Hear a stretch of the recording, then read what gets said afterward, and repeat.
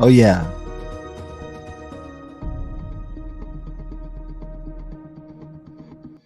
We are here, ladies and gentlemen. What is going on? Welcome. What you're looking at live on your screen right now is the aftermath from yesterday. Doesn't feel right. It just doesn't. It doesn't feel right at all. Right? Like, look at that. I was just looking at through the video and going through all different types of stuff on here. And this part right here was crazy. Like, you hear everything snap. I don't know, but this is what we witnessed yesterday, ladies and gentlemen. What is going on? Welcome to the stream. It is your boy T-REV. I do want to say what is going on to everybody, and good morning, good afternoon, whatever time it is, wherever you're at. Make sure you hit that like button. Make sure you tune in. We are talking about the aftermath. One day later, after they tore the house down of 1122 King Road, where it's alleged that Brian Christopher Kohlberger had went in and killed Madison Mogan, Kaylee Goncalves, Xander Kernodle, and Ethan Chapin. Did he kill them or not? I think the defense got a win yesterday. I think they won by this house being removed. And some others may have different opinions when it comes to that. But I want to shout out everybody in the building. What's going on, Delena? Gold Dust in the building. Shout out to you guys. Julie, what's going on? Hey, wonderful family. What's going on with you? I hope everything has been well, Julie. Jojo, what's going on? Welcome, Jojo. Make sure you guys, as you ladies and gentlemen are coming in, make sure you hit the like button. FTA for the algorithm. It's free 99. What's going on the other, Aaron? Yes, I'm here in Europe, so that's why. Evening. Shout out to you from Europe. I appreciate that. I fell asleep right here yesterday, like this. This is how I fell asleep yesterday. I woke up with my mic knocked on my keyboard. I fell asleep sitting right here, sleeping right here with my head in the desk. Crazy. What's going on, Rev Rebel? Welcome. Leisure Chick. My sister from another mister. What is going on? From Texas in the building. Rev Rebel 95. Aren't you on Law Nation's channel too? Don't forget to smash the like button, everyone. And if you're not subscribed, subscribe. I am going to be opening the lines. This is one of those shows where people get to call in. I know I didn't get to hear from a lot of different people. There's some emails up there. But let's jump into, let me pull this up. Let me actually minimize this because let's pull this up. Could it affect the trial? Does this affect the trial? That's going to be what I have up in the poll. So hold up one second. Let me make that. Does 1122 King Road being demolished put the trial at risk?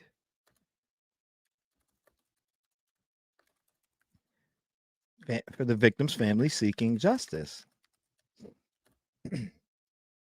Yes, it does. So, I mean, that's going to be the question today. Does 1122 King Road being demolished put the trial at risk for the victim's family seeking justice here? Yes, it does. No, it does not. Depends on the evidence. And then I'll put other for that. So I just started a poll up.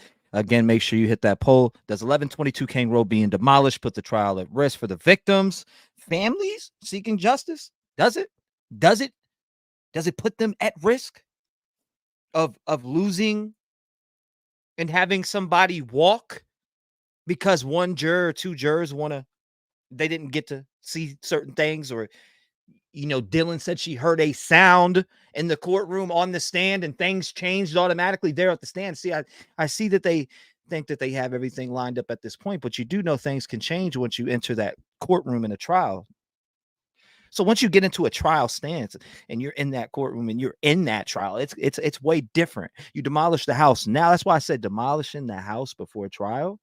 I think that's why a lot of us say that, right? Say hello, Jersey Junebug in the building. What's going on, Junebug? Nice to see you. I appreciate you. Love my beautiful mods out there. Cindy, Delena, thank you for that. I appreciate that. Bing bang. We got a couple new ones in the pocket, right? Hold up. Wait a minute. Something ain't right. Something isn't right, right?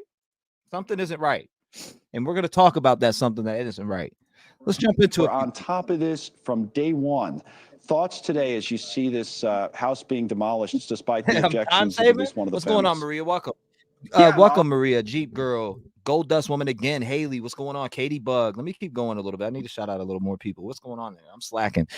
What 1 year? Thank you for the 1 year. I really do appreciate the 1 year. The other Aaron. Thank you. God, all the 1 years that I've been seeing lately, that's mind-blowing to me. Just Joe, what's going on?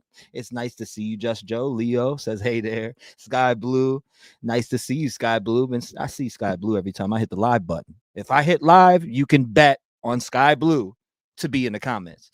Lady P, Just Joe, Delena. If I hit that live button, those people will more than likely be there.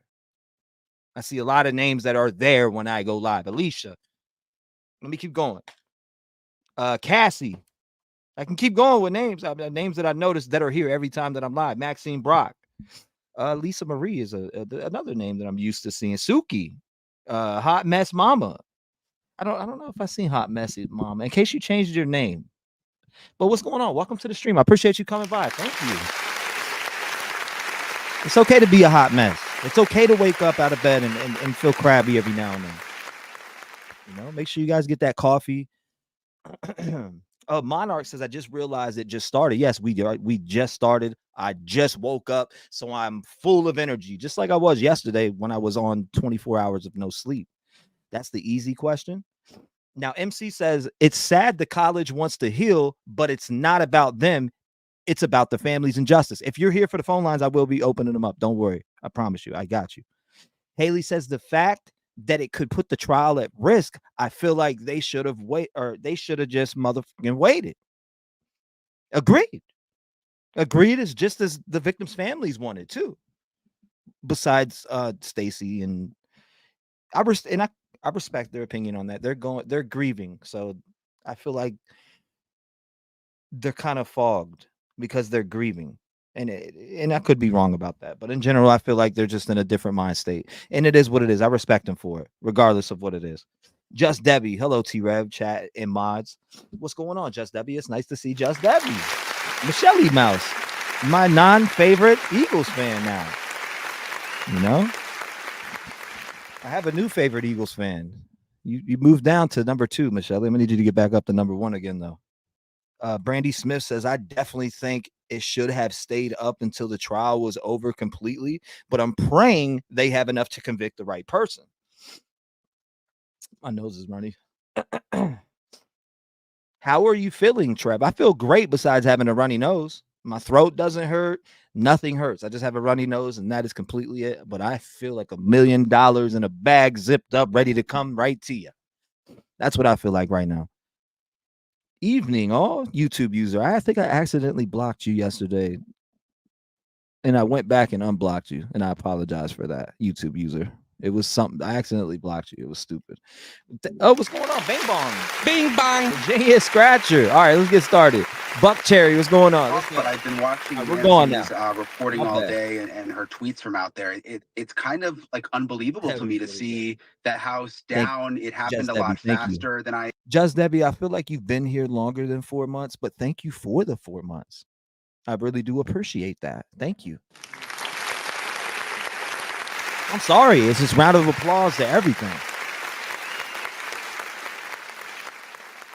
Pin a rose on your nose. If I go live, that's another person. If I go live, they're there. Grandma Patty. If I go live, they're there. Uncle Slick. If I go live, they're there. Those are the people. Yo, T-REV, try and never miss a live. Keep up the good work. Appreciate you, brother. Grandma Patty said, Happy New Year's to you and the family. Love you all. We love you too, Grandma Patty. Play that piano to the moon. And I have my delicious I expected coffee. It seemed like really within a couple of hours they had done most of the work with tearing the house down. And I've been in touch with the families over the last couple of days, Kaylee's family in particular. And this is really, really troubling to them. I mean, they fought really, really hard, hoping that the prosecution and that the University of Idaho would change their minds and decide to keep the house standing until a trial. But is that Is that poor old Summer in that picture right there? Is that Summer? You know, maybe we'll revisit that in a different manner. But yeah, thank you for the 3 months, KW10. But I think that's Summer in there, and that brings tears to my eyes because she has zero justice. In fact, you know, there is a lot of people that have a voice for Summer. There is tons of them. But what's another one? You know, they had their minds made up. I mean, they weren't going to change, and it's done now. That the house is down. Well, talk a little bit about, for those who weren't following it as closely as you, what went into that decision, because, you know, the argument that there might have been evidence in a home like this that was the scene of a brutal murder seems logical, but I suppose both sides eventually agreed that because of all the technology we have and everything else, it wasn't necessary in this case. Talk about how it unfolded. Yeah, so the prosecution and the defense has said that By the way, I just opened the lines. I had to finish setting up a few different things, but if you do want to call in, 219-885-9693. The house is now demolished. Where do we go from here? Talk to me. And the, you know, police, that they did 3D modeling of the house, that it was not necessary. Thank you, Diane. I for it appreciate to that. remain Thank intact. you. That, you know, a jury could I'm see okay, everything that they honestly. need to see through the YouTube 3D user. Much modeling, love and that to they you. had the measurements. And since the very beginning, Oh, you I know, feel even within, great. I remember a couple months after we started covering the story after the murders, the University of Idaho was talking about having the house torn down. You know, the owner of the house gifted the property to the university, and the university did not like the house standing. Yeah, they gifted it to the university, and the university should have got with the families on this and huddled it down. Okay. One says it should be torn down. The other 3 say no. Okay, then it is what it is. At this point, you take a vote, which family members want it to stand, which family members don't, and that would be the right way, right? Wouldn't that be the right thing to do? Go to the families, the university, go to the families, have a sit down with every family member in one room, and if you can't come to a decision, have a vote, keep that house up. No, maybe it's not as easy as that, right? Hold up. Wait a minute. Something ain't right. I mean, it was difficult for the college kids who live in that area to see it every day. They didn't like the, you know, gawkers and the sort of looky-loos that Thank you, came Shayna. It's nice to around see you. Shayna, it's so nice to see you, by the way. I was starting to get worried about you. It's nice I'm glad to see you. Like, honestly, I've been thinking about you for the last couple days, along with a few other people. I haven't seen you in a while. I was starting to worry about you, but it's so nice to see you. Thank you for coming by. I appreciate you, Shayna.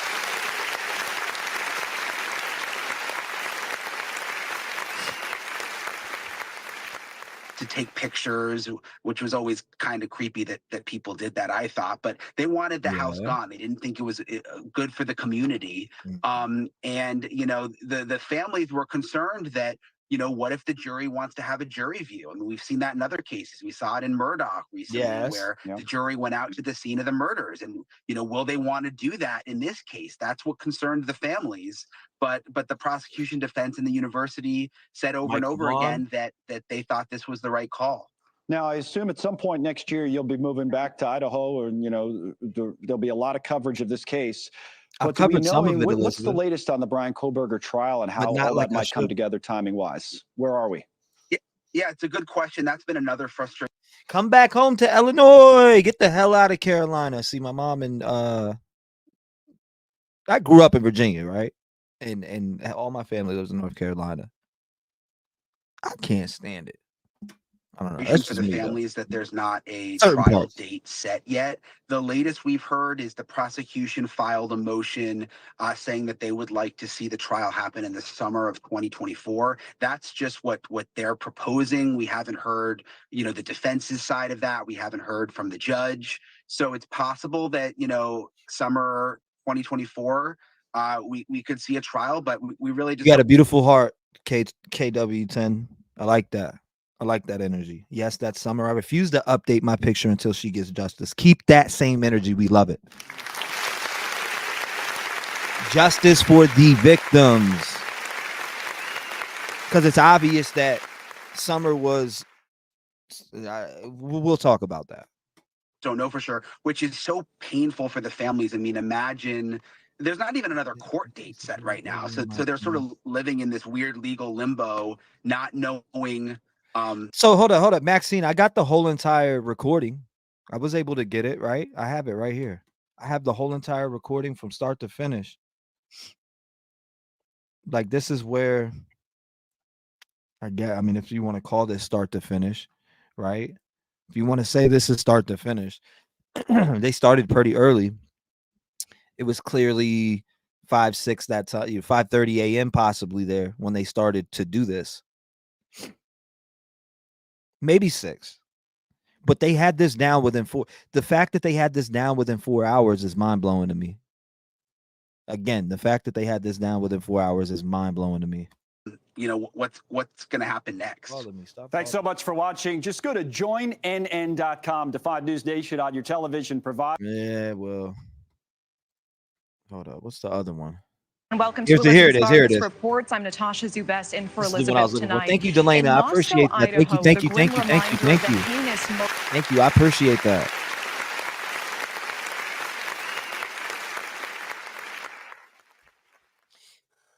Man, I know that person probably got blocked. I ain't even gonna pay no attention to that comment whatsoever. Thank you again, D. I appreciate you. Why did the university feel the need to demolish this house or demolish the house?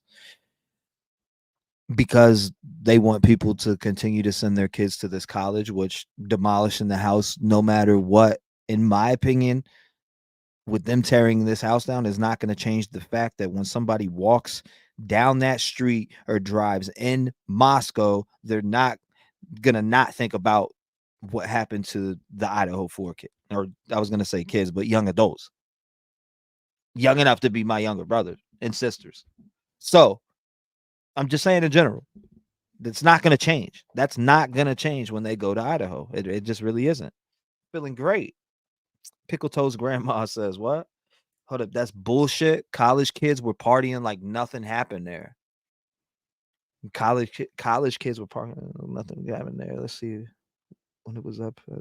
Hi, T-REV. What's going on, Jennifer Gilly? Nice to see you. Jennifer Gilly in the building. It was heartbreaking to see. It was.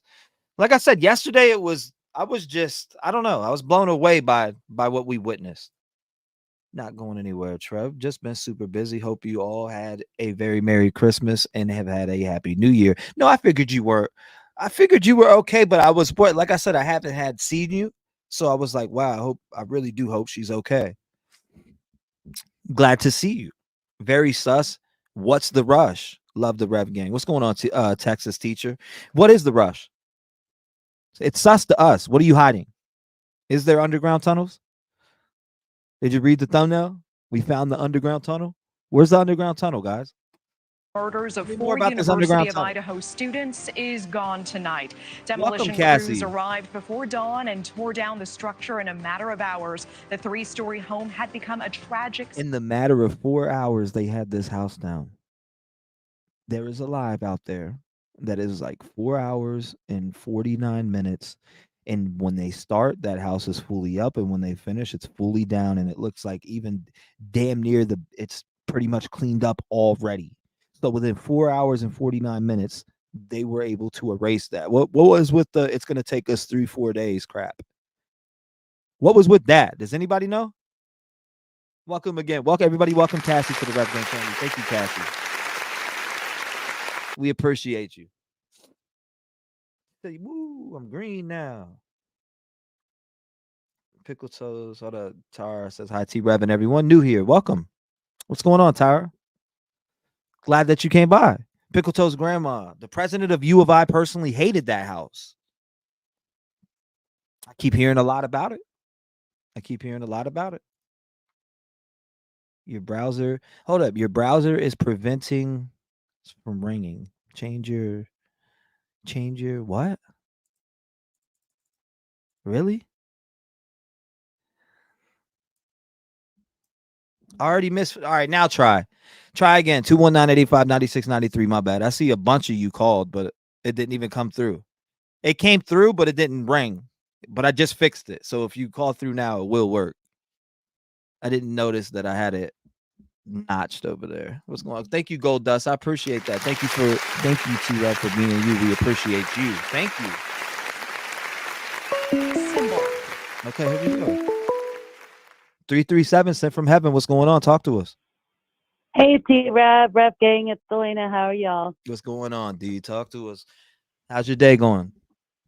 Oh, it's good. It's good. My day off. So, thank you for everything that you do as a mod, Delena, and thank you for. I just want to say this personally on the air because I really do appreciate all the hard work and stuff that you do here for the Rev Gang family, and people don't understand the stuff that you do, and that's fine, but I do want to say personally on the air that I appreciate everything that you do here for the Rev Gang family and being a part of the Rev Gang family. But the floor is yours now. I just wanted to say that live. well, thank you. I appreciate that, Trev. I love you all. We love you, D. Yeah, I'm it's sad that the house came down. I did email like the governor, the mayor, the alumni board, all that. I ended up getting a email back from Chief Fry, but it didn't really say much, just that, hey, we donated it to the university and they plan to demolish it. That was pretty much it. But the university president did email me back, and I looked at the timestamp, and it was 30 minutes into their demolition. Mm-hmm. And so he wrote me a long email back. Just, it's probably a standard one that he's been sending to everyone, but I just thought that was interesting that he did it while the demolition was occurring. And the university had sent an auto reply back saying that they were out of the office until January 2nd. So the president must have been sitting on his emails or something. Anyway, just pretty much said that, we're trying to move on, and that was the decision they made, and yada, yada, yada. But I just hope that it is not a, regrettable mistake once they go to trial. And that's the thing, is we won't know. And now it won't matter because there's no option. And he's not even putting the memorial garden there. The memorial is going to be on campus. So what was the hurry to demolish that for it to just sit empty like that? I just feel like it's about money. It wasn't about the victims. And now it's just going to sit there empty, probably through trial. And, but my hope is, because there's nothing we can do about it now, my hope is they have so much evidence that it will not matter that house was destroyed or not. I talked to Coach Todd a little bit this morning, and he felt it was reassuring to me. He said that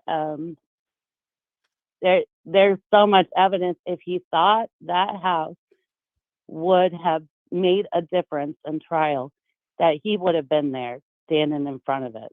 Yeah. So to me that sounds like at least some of the families feel like they have enough and that it's not necessary. And so I'm just going to, at this point, put my trust in the process, because I do believe in our legal justice system, that they're going to convict him, not 100% without that house standing there, because they have DNA, they have witnesses,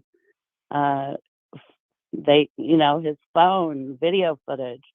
And when Steve G was talking about the house, he said, that the data that the FBI has collected was on a whole nother level. And he doesn't know what it is, but he seems confident in that part as well. So, it's sad. And I know there's an attachment to it, an emotional attachment. And that's what the president said in the letter too. People have an emotional attachment. And we do. I do. I know I do. Right. I know that you do too personally. I know that you have an emotional attachment. I know tons of people that have an emotional attachment. But if you go back and look, it's like Casey Anthony, OJ, like things like that happening. And then where do you go if it is beaten? right? Where do Right. you start there? Like, what are you going to start off? Old collections of, you know what I mean? Like, I don't know. I don't even want to think about that. Right. Yeah, I know. It's scary. It's scary to think about. It is. But at this point, we just got to trust the process, I guess, but I mean, even Christy Gonzalez said that she does have an emotional connection. I mean, her child lived her best life there. All those children did, making memories in that house together. Their very last photo together, where she said, I'm such a lucky girl to have, these friends in my life. That last photo of all of them on the porch. I I mean, they remember that. really did live their best lives there, and then they lost their lives there. So I can, as a parent, I would feel emotionally attached to that too. Like, you don't want to see all those memories Torn destroyed down. and go down with the house. Now you only can rely on the photos and the videos and things like that the kids have put out on their social media. It's just, that part is just sad because those It's super memories are sad. demolished. They're in rubble. It's I don't super know. sad. It's, I No. don't know. I just don't understand how they went out there and did what they did yesterday, like, without putting a stop to it. But it is what it, I guess, like you were just saying, they feel like they have enough, and but I don't know. I don't feel that way. Or I do feel like they have enough, right? But even with them Right. having enough, I feel like the house being torn down, like, what if like, it's true that a juror could cause an issue with that. Right. It is Well, true that and that can happen. just as in the Murdoch case, that, the jurors said that decision to visit the crime scene did have weight to it, but now we'll never know if going to that house would have had any weight to it, you know. So, I mean, we'll just never know. But, and then the fact that it's just going to sit there empty, that's not where they're putting the memorial garden. It's going to be on campus. So Which is why BS. demolish it and let it just sit like an empty lot there? What Do was you the really? hurt of All that? right. Like, as a like, this is my, and I'm glad you said that they're gonna put it on the campus. I Right, wouldn't, after they went and did this without listening to the cries from the families that didn't want the house torn down. I wouldn't want that shit on the campus. right. I Well, wouldn't want yeah, mine on their campus. You ignored me at one of the lowest times of my life, where you're destroying one of these houses, or you're just not one of these houses. You're destroying the house where everything happened at. So before a trial, so we have a date to annihilate this house where all this bad happened at, and literally we haven't even got a trial date, which is absolutely absurd and disrespectful to those families. And I don't blame any one of those families who say, screw that. I don't want my memorial on your at this college. yeah. I didn't even look at it like that, but you are right. That would, like from Christy Gonzalez, I would, that would be harmful to my heart, to say that that house is gone, but the memorial for my daughter's not going to be there. It's going to be on campus. And yeah, I would, that, ooh, Gregory, that opens up another can of worms right there emotionally, you know what I mean, for the families. look at that. And then right here on this shot, you can see inside of the house. This is crazy. Like, that just right there is just, and it's all over for them to see, for the families to go and look at. Like, you look at the hole in the house and you can literally see right here the room. There's a bathroom. Nah, this is just, nah. This is crazy. It's not, I don't know. Like I said, I am Well, emotionally attached to this case. I very well am emotionally attached to this case. I feel like I've gotten to know all the victims. hmm Literally, I've went out my way to try to get to know these victims as who they were before they lost their lives to this gruesome act that taking place here at 1122 King Road. This, I just don't understand it. And it's, there is a lot of outrage right now. There is a lot of outrage. I've seen it. Right. And just as a viewer, not knowing, the victims, except for through what we've learned through this crime, as they're demolishing it, I'm looking for any little piece of something. Let me get a glimpse of something. So I imagine that families were doing that 10 times over, just to glimpse a piece of, something of their Yeah, child, no, or, I love that you said that, Aurora Rain, and I'm glad. I didn't mean to cut you, D, but she said, "In Yeah. what reality can you gift or donate a crime scene?" I mean, Right. it's like, come on, like there's so many different things that knot your stomach up, like Zonia Pride is saying down here. Right. It definitely does. It knots your stomach up. It really I, does. I thought about that person too yesterday, and some people said that person probably doesn't care because they wouldn't have donated if they cared about it. But I wondered if they regret donating it to the university, not thinking that they would demolish it before trial. I wonder how that affects them. Maybe it doesn't. But I mean, I would, if I donated something to the university like that and then they demolished it anyway, I'd be like, wait a minute. Like, I didn't think you were going to do that though. You know what I mean? I'm like, I don't know. What are But your again, thoughts on the tax them donating it for a tax write-off? But I mean, I gotta go back to Aurora's comment. In what world are people letting murder scenes be donated to, the I guess they say the Idaho schooling owns this area or whatever, campus housing. So I don't know if that comes into play with this, but I'm pretty sure this said also off-campus housing, correct? correct. So I'm Uh, confused when it comes to that. Maybe I don't know. Maybe I just need to deep dive that more or something because I'm confused on why it did go straight to the university. well, I mean, it was their choice, their property, but I don't understand how. You're right. I don't understand how that's their choice to do something like that if it's a crime scene. That part doesn't make sense. And then the timing of it. They demolished this while school was out.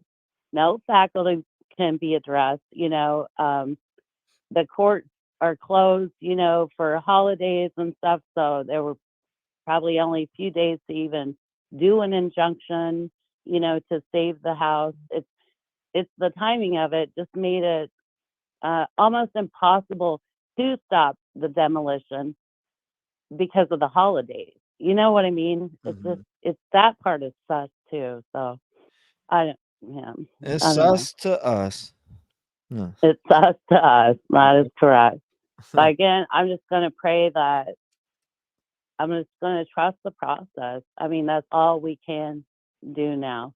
I just want these families to get justice for their children, and I want Bryankohberger, because I do believe it's him, to be convicted for his crimes. You know, so on a hope and a prayer, and trust the process. Well, I mean, his DNA is there, so his DNA was there. His DNA was there, and he was driving around in his car, and defense said, "Yep, he was driving around in his car." So And I'm sure Maddie didn't. I'm sure Maddie or Kaylee didn't sleep at night with a knife sheath holding it like a teddy bear. Sorry, so you can get. You don't come with some defense like that because then you say, you know what I mean? Like don't come with some weird shit like that.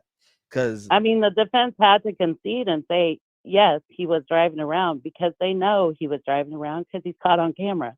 I mean, he's caught on camera 20 times just in Pullman. I'm not sure how many times in Moscow, but 20 times just in Pullman. So, I mean, they had to say, yep, that was him driving around, basically, is what they're saying. Because what else? They can't refute that. They probably do have his license plate. Micro Kimmy just made a very good statement. She said, listen to the G family. They were the first boots on the ground collecting footage and going through social media, finding stuff before law enforcement. Always listen to them. Prez Green read the room and did it anyway. Wow. Aurora Rain, you're right. Yeah. No, this was Yeah, micro. because Micro Kimmy just said that. oh, micro Kimmy, yeah, Yeah. Yeah. yeah. No. She. I mean, Olivia said, and that interview is gone. I only found part of it, but she said that she saw them come home. We listened to that. She saw the girls get dropped off after the grub truck. Then in another interview, and it was a long time ago, and I can't find it, she said she saw Kaylee take Oh my Murphy out, God. use the restroom, and go back in and lock the door. So he saw She said Kaylee go outside, take Murphy to the restroom, and go back in and lock the door. Yep, that's Okay. exactly what she said. But that part, and I know there's people in the audience that have heard that. They were, but I can't find that interview anywhere. Todd said But she investment. saw Murphy go outside. Yeah, I actually do remember hearing that too. We've watched a lot of Mm-hmm. shit on this channel. It's shit like the information. There's so much information that if you're not writing it down, little details can go by you fast. Exactly. Yeah. It can go by you fast. Todd says investment company donated because they knew they couldn't rent or sell it. So they fiscal sense or so the only fiscal sense was write off. Yeah. Yeah. A write off for monetary reasons. What else are they going to do? They can't make money on it anymore, but they can get a tax write off for it. So, I mean, I've heard it. that makes sense. But I just wonder how they're going to sleep at night after they made that decision. It's just, I think it's regrettable. I think it's going to be a regrettable decision. But so yesterday I was reading about FBI and some of the roles and some of the information, and they have come a long way in doing that reenactment and building the 3D models and 4D models and all that. So they really have come a long way in that technology. Those jurors are going to see what appears to be firsthand look of walking through the house. I mean, it is, the technology is there to do that. So I don't know. So I guess what I'm saying is I think that is going to work out, for the benefit that they have that 3D and 4D models available. But still, you'll always have that in the back of your mind. Was that the right decision? Why didn't anyone stop it? Prosecution, well, I emailed the prosecution, mayor, the governor. I didn't hear back from any of them, but just T-REV and the university president. But still, nobody stepped in. I don't know. We've Nobody made stepped the in. biggest fight. If you look at the petitions yesterday, or when we woke up yesterday, it was at 8,000 and going, and it had developed 12,500 overnight. When I sent that Or not email out, 12,000, I meant 1,200 or 1,250 or something like that. I don't know why I said 12,500. Oh, yeah, it was a lot. When I sent that email out, I sent that petition and the petition from last year when they were going to demolish it last year and then halted that. Well, yeah, I think that happened, both. right? That the day that they announced that they were going to demolish it, I woke up at 5 or 6 a.m. between those 2 hours. I got up, I made the petition immediately. I sat down, I wrote it out a few times, and I was like, fuck, this is the one. So I put it out. And then all of a sudden later that day, Steve took to News Nation. He went on there and he said what he said, and that interview still holds a lot of weight. And I think we might revisit that interview here on this live because people really do need to hear him say, I've seen leaked footage that others haven't, the way that he said. Right. And and then he said, yeah, all those words I paid attention to because he said he wanted to see for the jury to see where he may have been parked and which windows he may have been looking at. And then he said it was not the 12 prior stalking times. So I'm like, how many times did he see footage of Brian sitting there looking and where was he at? that really makes you wonder. If it wasn't the 12 prior times, when was it? You know, because in the PCA, it says Brian's phone did not ping after the murders in that town. That doesn't mean there's not video footage of him, though. Just because his phone didn't ping after that doesn't mean he didn't go back there multiple times. So I'm wondering if that's what Steve G is talking about, that he's seen footage of. I don't know. I can't wait to see. I know. Anyway, well, that's all I got. I know you probably have other people calling. I just, I'm going to trust the process. But it is sad. It had me in my feels last night, especially watching the law and crime one where they had no words. It was just the music. I think that's what you were just playing.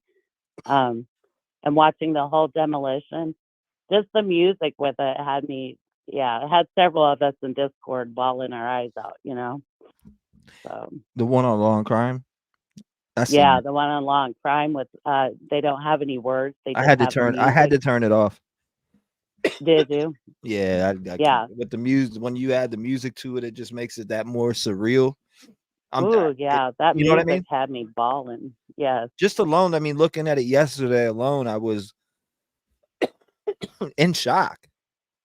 Kind of like really in shock. They're tearing this house down before a trial date. So they get a date to tear a house down before the parents even get a date to see the alleged person who possibly took the lives of their children. So it's then what for? Just so it can sit there empty, an empty lot?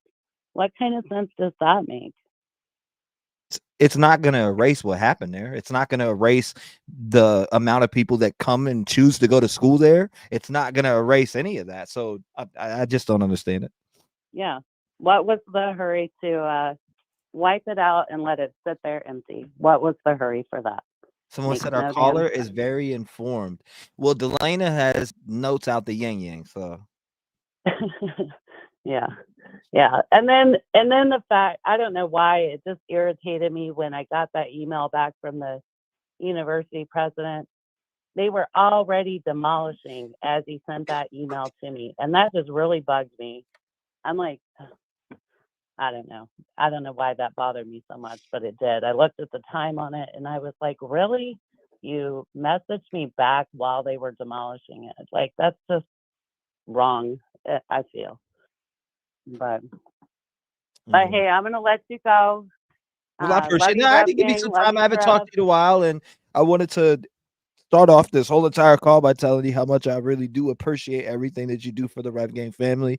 Also, thank you for the beautiful phone call, and I hope you had a beautiful holiday. I hope your everything with your job is going well. I'm not gonna even say anything else past that. Yeah, I was gonna say something else, but I cut my tongue. But no, you got it. All good. I hope everything's going everybody. Well. Love you all. I'll talk to you Thanks, soon. Trev. Thank you, D. Yeah, I appreciate it. Lock your doors too. I don't know if she's driving or not, but 219-885-9693. This is the aftermath. It is way over 24 hours. 360, you're on the show. What's going on? Talk to me. Called you yesterday. It's Queen Widow.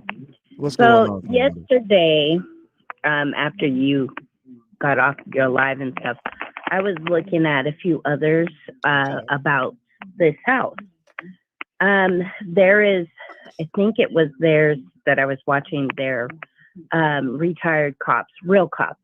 Yeah. And Judy Ron, shit like that. Yes. And I think it was on their show where they were talking about, so what's going to happen with this house?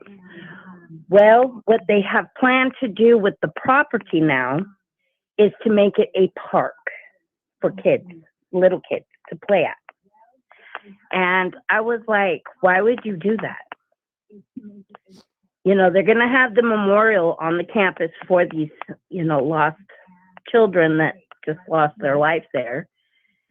And now they're going to use this empty lot for a park. Does that make sense to you? Absolutely none. Hold up. You know, Wait a one thing minute. I can Something say ain't with right. it now gone, if you look, you can see areas where he may have been stalking them. Oh, I think it was being stalked. Period. I think they're being, Mm-hmm. but I mean that's was I don't know. You know, maybe they have footage to show that, and that's being gagged. Maybe, you know, who knows? There's so much stuff being gagged. I feel like I think it's more than one issue that is being gagged. You know what I'm saying? Like several different aspects. You know, when you think about it, though, you know, why is it the prosecutors didn't fight to keep the house up for after the trial, if there is going to be one? Because I'm still on the fence about that. Is there going to be a trial?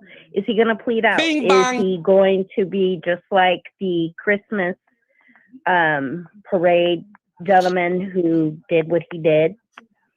Is he going to represent himself? What is going on? Why is it so quiet? Why is nothing being talked about? Why is it the families can't really say anything? Why did you put a gag order out? Why? There's so many questions. Yeah, there is tons. Because I'm so upset since they took that down, because I honestly feel they just gave him a win. Yeah, I feel like it is at the same time, but then again, I don't know. The prosecution not fighting is just telling me, hey, I know I got about 3 smoking guns, and if this one smoking gun didn't work, the other 2 will. That's the vibe I'm getting. And if it's not that, when we get to that courtroom, there's going to be a pissed off community. Yeah. Watch. And you know, watch. What if there's that one juror who says that I wanted to walk through? Yeah. You know, they're talking about there were chemicals in this house. Well, I looked it up to see what kind of chemicals would have been used in a crime scene. Well, there is, what is it? They have the dust for the fingerprints. It's a weird kind of dust that they use for fingerprinting. And then luminol. Luminol, yep. That's what I was. And that is what they would use for, you know, blood splatter. They have another one, but these aren't real chemicals. These are only chemicals to heighten, you know, traces. So, you know, what if that one juror says, but I want to walk through? What you going to do? Pull out an Oculus and say, here you go? You know, there's a lot of things that are going through my mind about this entire criminal case. There's a lot that's going through my mind on it now, especially, like I said, with this house being torn down. Like, either 1, you're hiding something, or 2, you just got so much evidence against him that you didn't give 2 Fs whether this house is there or not. Well, they thought the same thing with the O.J. Simpson case. Exactly. And look where that led them. The same thing. That's exactly why we're mad. That's exactly why a lot of people are mad. That's why Steve and the whole Goncalves family is mad. I'm not sure. I can't speak for who I haven't seen speak out of the victims' families. We know that the Chapin family was on board with it, but we do know that Cara, we do know that the Goncalves family, I don't know Ben's view on it. He could have been for it or for it. I don't know. I haven't heard anything about what Ben's view was on the house, but I know Cara and the Goncalves family, which makes up for half, right? Yeah. Alone, you know what I'm saying? They did not want this house down. Yeah. They didn't, period. And they expressed it, and it's on. I mean, it's even right there on News Nation for people to hear. They can't say that they didn't. I mean, Steve Goncalves or the Goncalves family went to the media right away to try to do something. The same day that I posted the petition. Mm-hmm. I called it out I literally said in Discord, I said, I bet you the Goncalves family will be on TV today. And what happened later that night? Steve Goncalves got on there, spoke his mind, and boy, oh boy, was I not blown away by what he said. The words that came out of his mouth during that specific news clip Bang bong. I mean, that is one of them ones that people need to hear. Thank you, brother. I appreciate it. I worked my butt off on that. Yeah, I've been watching you bust your tail to get, people to hear. Another thing I was thinking about, what if the families decide to sue the university after all is said and done with this case? What if he does get off? That's the problem. Where do you start? It's the where do you start if he gets off? Mm-hmm. Where do you start at? That's the big question.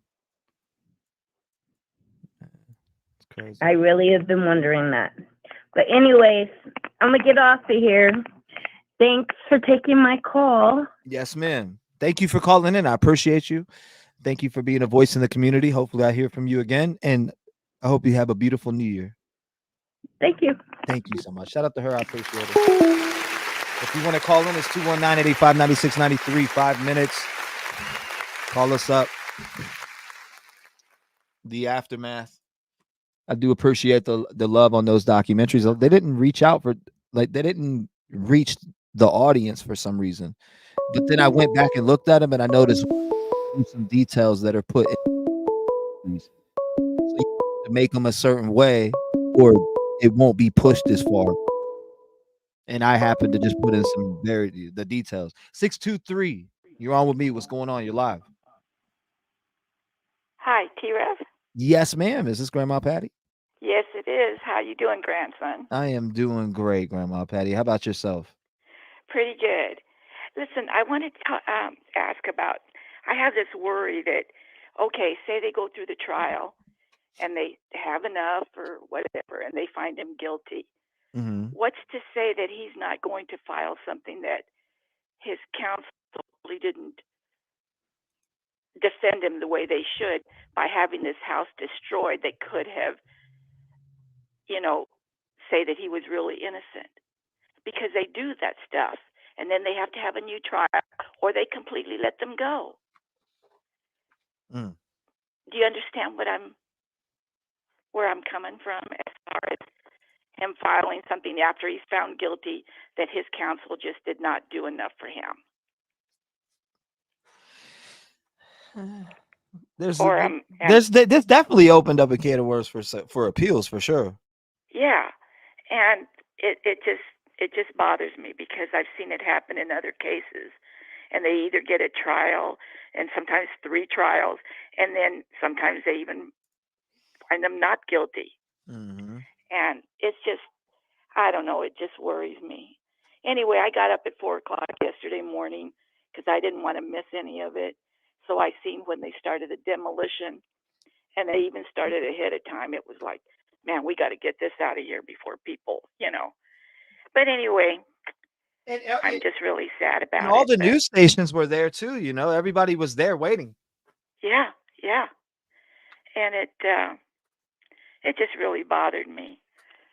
And I just wanted to put that in about him probably doing something like that about his counsel not really defending him to the best of their ability or to the best of his ability or whatever. Mm-hmm. But anyway, I wish you a very happy new year and the rest of the family and chat and all the subscribers. Thank you, Grandma Patty. And that's all I really have to say. Thank you, Grandma Patty. We appreciate you calling in, being a voice in the community, speaking your mind and your thoughts. And I even see you joined in on chat. So like you said, you finally joined the century. Yes. You joined the century. You're off the piano a little bit and you're talking in chat now. Wow, we got Grandma Patty out here moving. Thank you, Grandma Patty, for being a voice in the community and the light that you shine every time that you call in. Thank you so much. I really do appreciate your light. It is wonderful. Okay, love you, mijo. I love you. Okay, now I said something in Spanish, which means I love you, son. Thank you so much, Grandma Patty. I appreciate that. And I love you too. Okay. Bye-bye.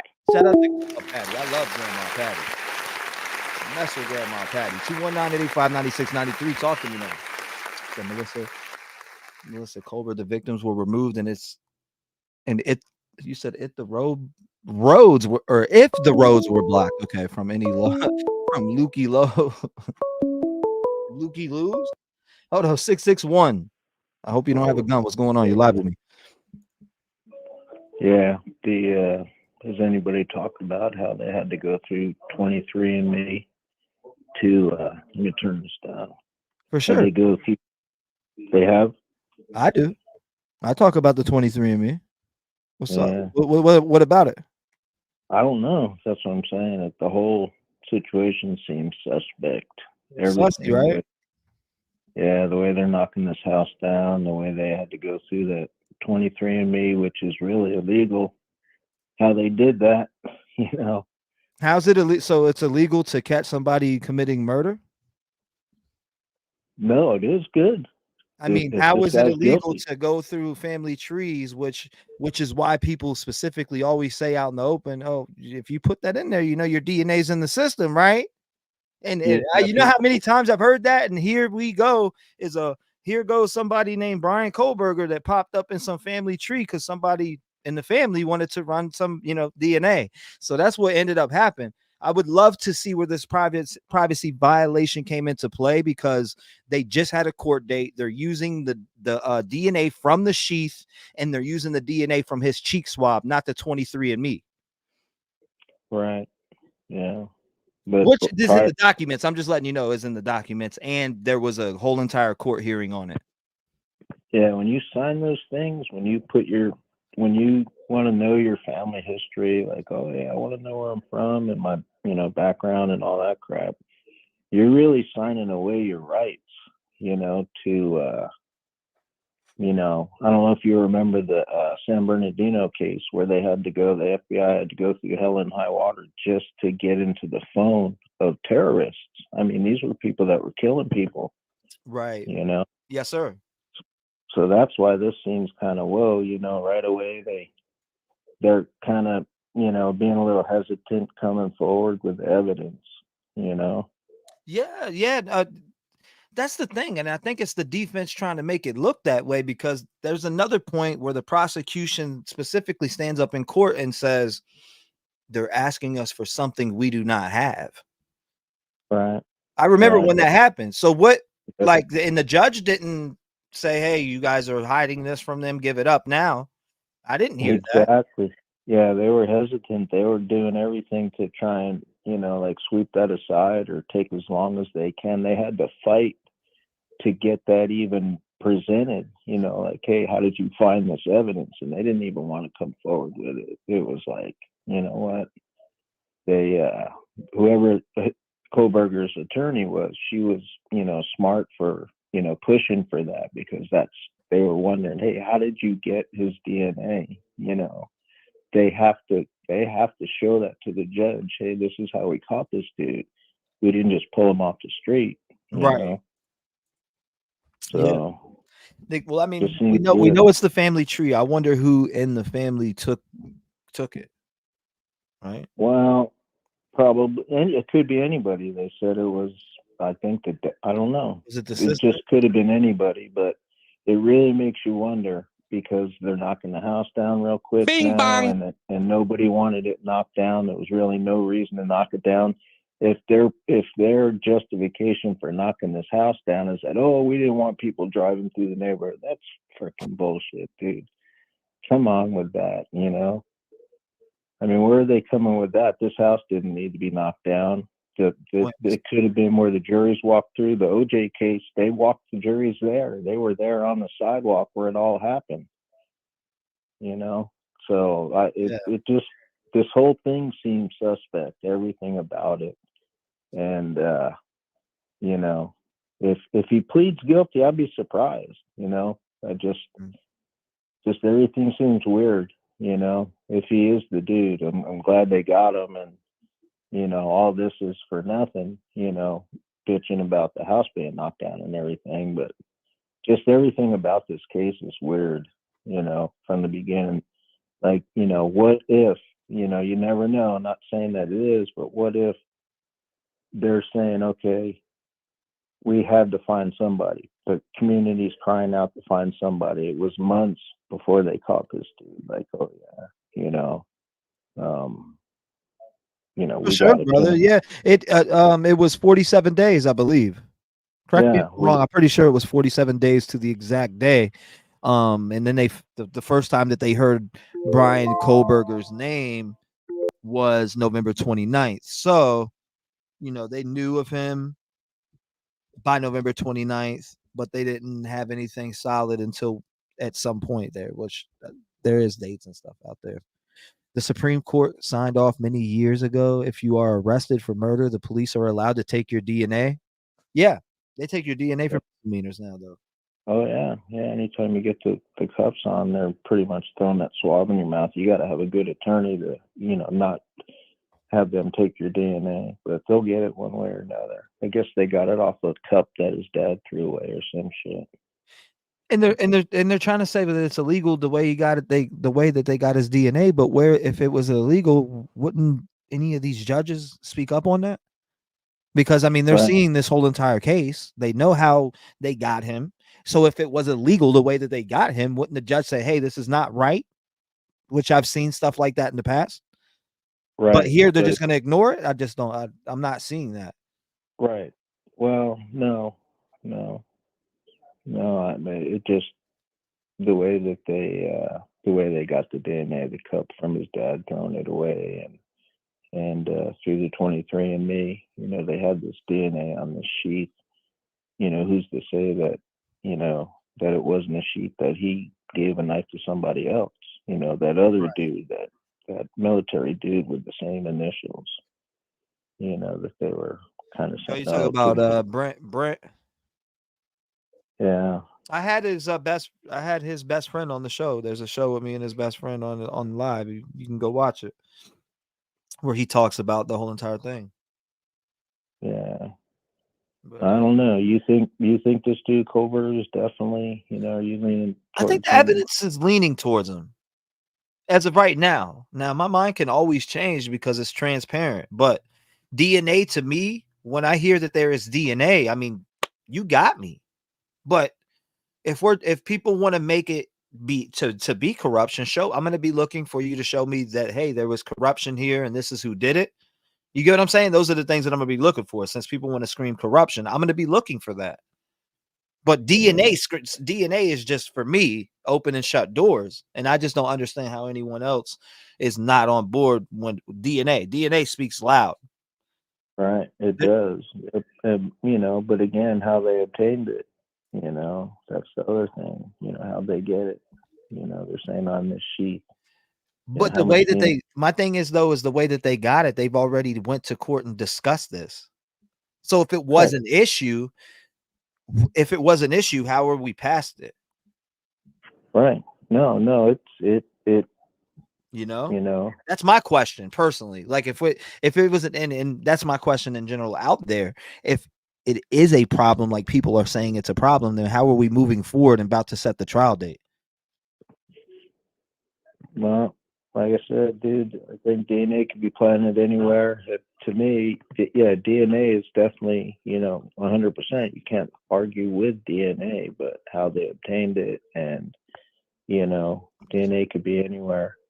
I'm just curious, man. I'm curious about what was illegal the way that they grabbed it, because they got their suspect allegedly, they honed in on him, and then they did what they had to do.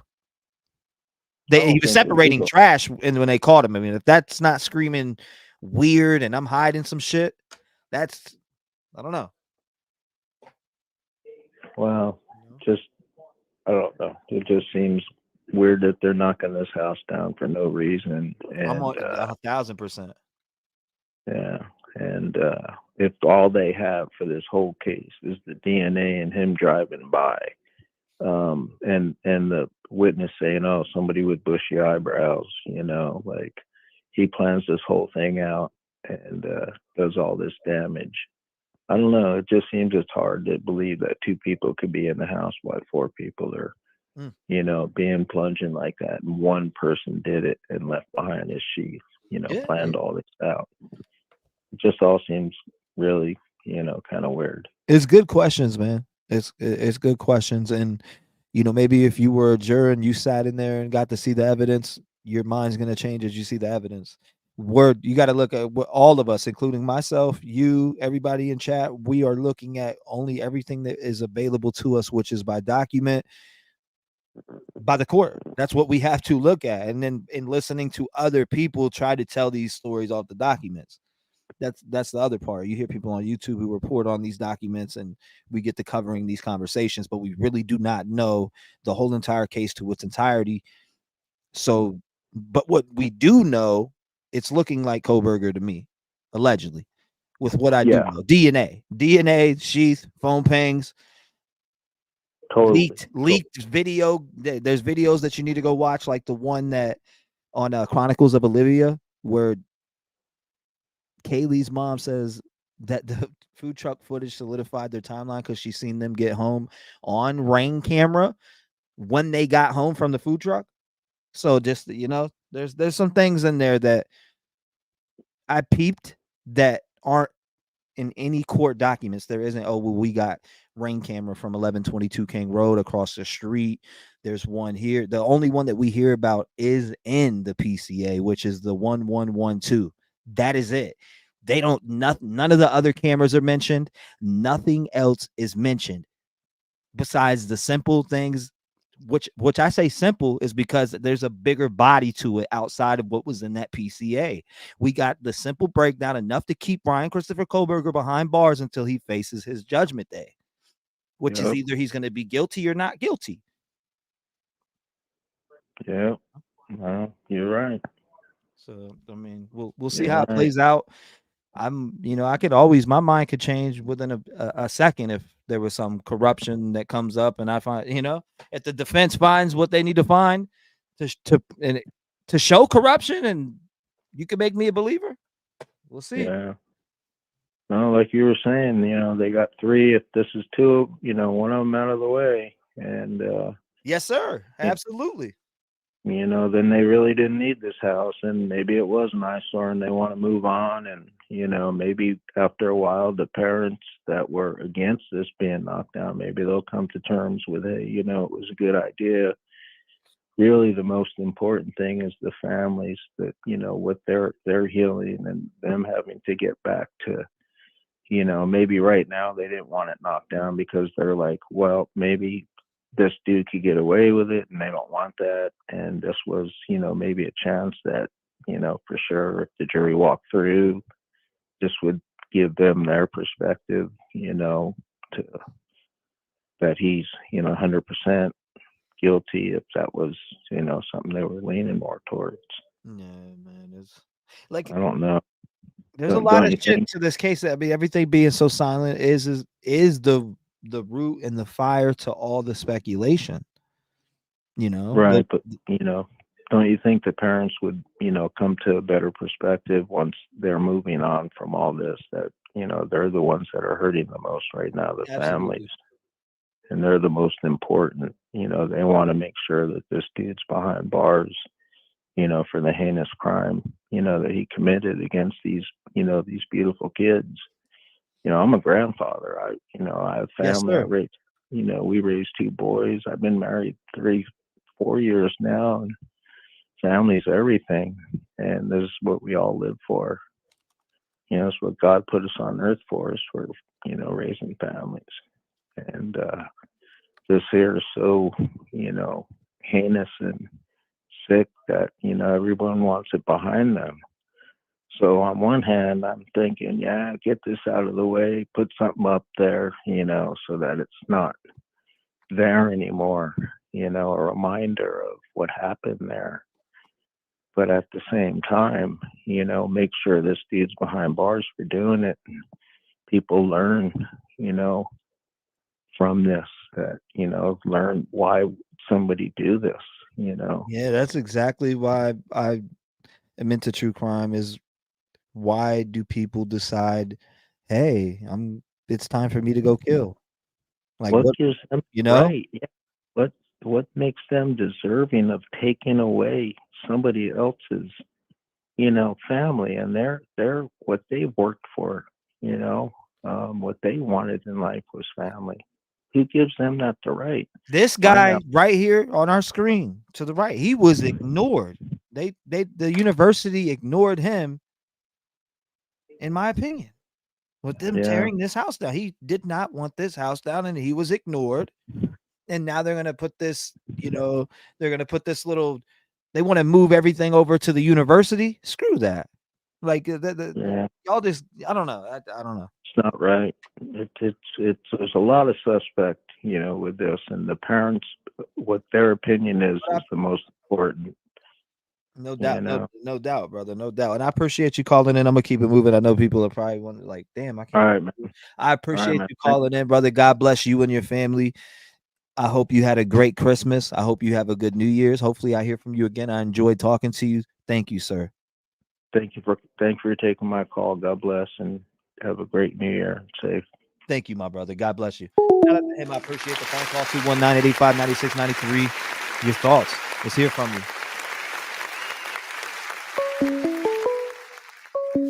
Nope.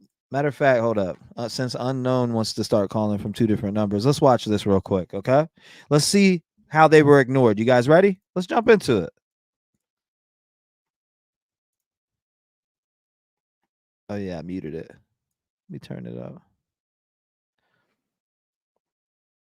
Of one of the 4 students killed, Kaylee Goncalves. Steve, thank you for being on tonight. Just your reaction to getting this news. Was this a surprise, hearing that there's a date scheduled and it is December 28th?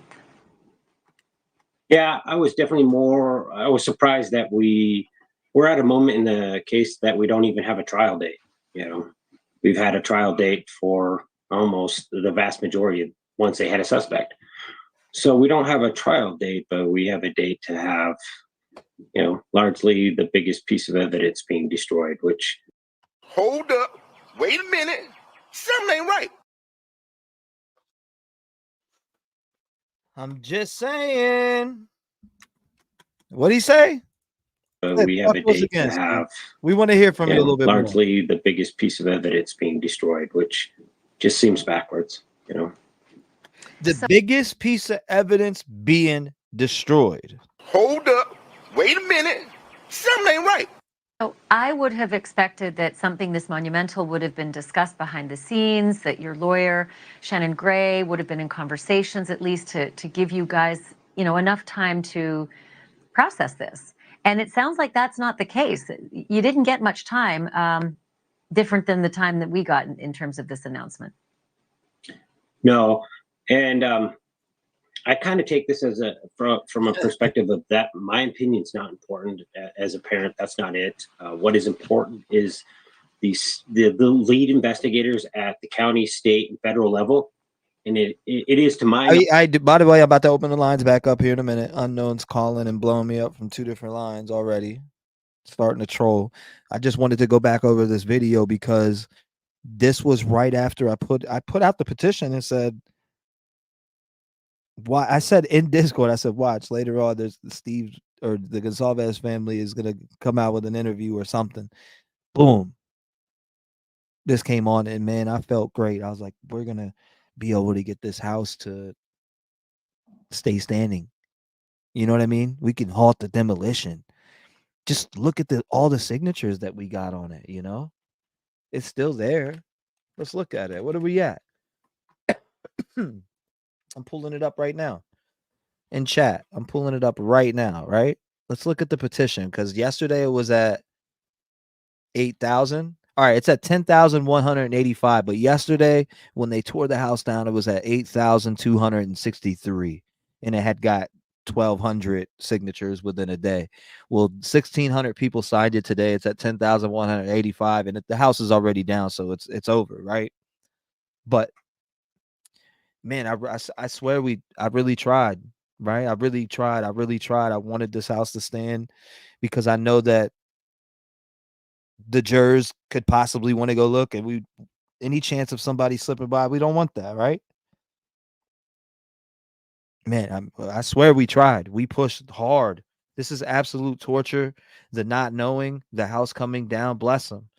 Like I said, my heart goes out to them because I personally don't know what they're feeling right now. And I can't speak for them at any level. but I do know that Steve has been leading the way and being very vocal, boots on ground, the Goncalves family in general, boots on ground, sleuthing, digging into things. They've been on it. Knowledge that they are not in all agreement. What's going on, Steffi C? And we Welcome. Bye, you babe, in the to building. get them to all come in agreement and address, come out with a formal statement. So if they can't all agree, I find it very hard for the parents. Yes. Hold up. I have to go back and read that. Yes. I just got done saying this. I think he has done his own investigation and he knows it more, or he knows it's more. Now, when you listen to what is about to be said, because I'm gonna let it run more, I'm gonna stop pausing. Every time he says something that I want to highlight, I'll pause.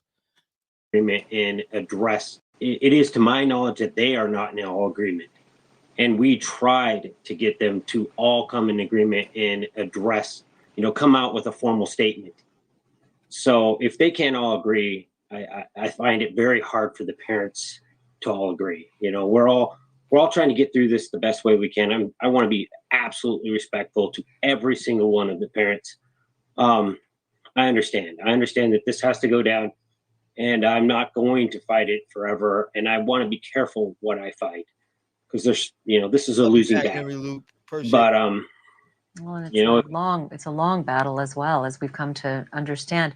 That brings me to the issue. He's like, I don't want to fight it forever, and I could tell Steve still had some hope that they would keep this house up and hear this and listen to this and put a halt to it and hold things up for the families, but no. Issue of Mrs. Chapin. Ethan Chapin's mom, Stacy, has given that statement to me, saying that, we're okay with this at this point. We agree with the university. We think it's in the best interest of the kids who are there, including her 2 kids and the community as a whole. What are your thoughts about that? I totally respect it. I get it. I have leaked footage. I've seen. All right, here we go. This is the part I love talking about. I have leaked footage. I get it. I have leaked footage. I've seen things that they may have not seen. I have leaked footage. I've seen things that they may have not seen. I know for a fact the path that this white this car took. I know for a fact the path that this white Elantra took. And people are going to wonder what he was doing when he parks in certain locations And people are going to want to know what he was doing when he parks in these certain locations. That ain't in the Linda Lane footage, ladies and gentlemen. I hate to break it to you. That white looking vehicle that we see in that Linda Lane footage, we don't see him park anywhere on that Linda Lane footage. So, I just want to highlight that. The path that this this car took. And people are going to wonder what he was doing when he parks in certain locations for extended amount of time. What was he looking at? I want to know what he was looking at. And I don't know how you can see what. I want to know what he was looking at. He doesn't say, I want to know what they were looking at, what he and she were looking at. He says, I want to know what he was looking at. Bing bang. Hold up. Wait a minute. Something ain't right. What this man was looking at without the house being there. What windows was he peering into? Why did he pick that location to stop at? Why did he keep going back to these certain locations? And I don't know about the other 12 or 13 times that he was there. I just know of the day that this happened in the footage that was given to me. So I'm going to do what's best for my girl. That's a fact. I'm going to protect her. Gregory says, I believe those fraternities and sororities know exactly what happened that morning and that there were videos taken by some of those individuals at the house that morning. Absolutely. And that's why another thing, Gregory, I think they won't release the 911 phone call. I don't know what your thoughts are on that. But as I sit and think, you know, a lot of people are like, why aren't the 911 or why isn't the 911 phone call been released yet? Well, probably because there's details in that 911 phone call that a lot of us shouldn't hear. That's probably made for a trial or made to, you know, be played during the trial because of how gruesome it is and the details maybe it gives away, whether it's wounds or what somebody witnessed. You get what I'm saying? So that, for that reason, I think they haven't released the 911 phone call. Without the house being there, what windows was he peering into? Why did he pick that location to stop at? Why did he keep going back to these certain locations? And I don't know about the other 12 or 13 times that he was there. I just know the day that this happened in the footage that was given to me. So, Zoe, you know what? He's doing it for his daughter. He's doing it not only for his daughter, he's doing it for these victims. Every single one of them. Madison Mogan, Kaylee Goncalves, Ethan Chapin, and Xana Kernodle, he's doing it for them. People got to sit back and realize that. He's doing it for them. Not only was his daughter part of this, all of them were. So in all reality, I think the Goncalves is the Goncalves family has been working wonders in this case, and I do love the little hints and spoilers that are dropped, like why he parked here and why he parked there, which he specifically said in this video. If you were just coming in, I was going back over the footage. This came out 13 days before they knocked the house down, and he said specific things in here that are spoilers. Meant to me saying that, you know, we're okay with this at this point. We agree with the university. And right there, Ashley Banfield is talking about specifically saying that Stacy the Chapin family is okay with the house being demolished. And this is what Steve had to say to that. We think it's in the best interest of the kids who are there, including her 2 kids and the community as a whole. What are your thoughts about that? I totally respect it. I get it. I have cilantro. He said cilantro by accident. Leaked footage. I've seen things that they may have not seen. I know for a fact the path. We're going over it again. Trust me, we're going over it again because people need to hear it. That this white cilantro, this car took. Right there, right here. I know for a fact the path that this white cilantro, this car took. And people are going to wonder what he was doing when he parks in certain locations. And people are going to wonder, he says white cilantro. This car took. And people are going to not seen. I know for a fact the path that this white cilantro, this car, white cilantro, this car. He said this white. He was going to say white Elantra, but he said white cilantro. He said white cilantro.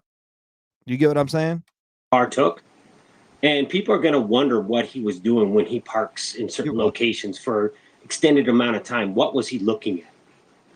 I want to know what he was looking at. And I don't know how you can see what this man was looking at without the house being there. What windows was he peering into? Why did he pick that location to stop at? Why did he keep going back to these certain locations? And I don't know about the other. Why did he keep going back to these certain locations like that right there? Why did he go back to these certain locations? Wow. Steve definitely seen some rain cam and some footage. Because why did he go park at these locations and why was he there? Again. Why did he pick that location to stop at? Why did he keep going back to these certain locations? And I don't know about the other 12 or 13 times that he was there. I just know the day that this happened in the footage that was given to me. So I'm going to do what's best for my girl. I'm going to protect her. I'm going to weigh on the side of what's best for her and making sure that I'm not going to let something slip through our hands that I could have said something. But I do understand it has to go. I have this question for you because up until now I hadn't really contemplated this, but do you think it's at all possible that the prosecution is so confident about their case, they're not worried at all about the house standing? I've been told that exactly. I've been told 100%. There it is right there. Again, there's what a lot of people have been talking about. Again, let's listen to this one more time. Listen. Confident about their case. They're not well, that the prosecution for you Slipped through our hands. Here we go, right that here. I could have said something. But I do understand it has to go.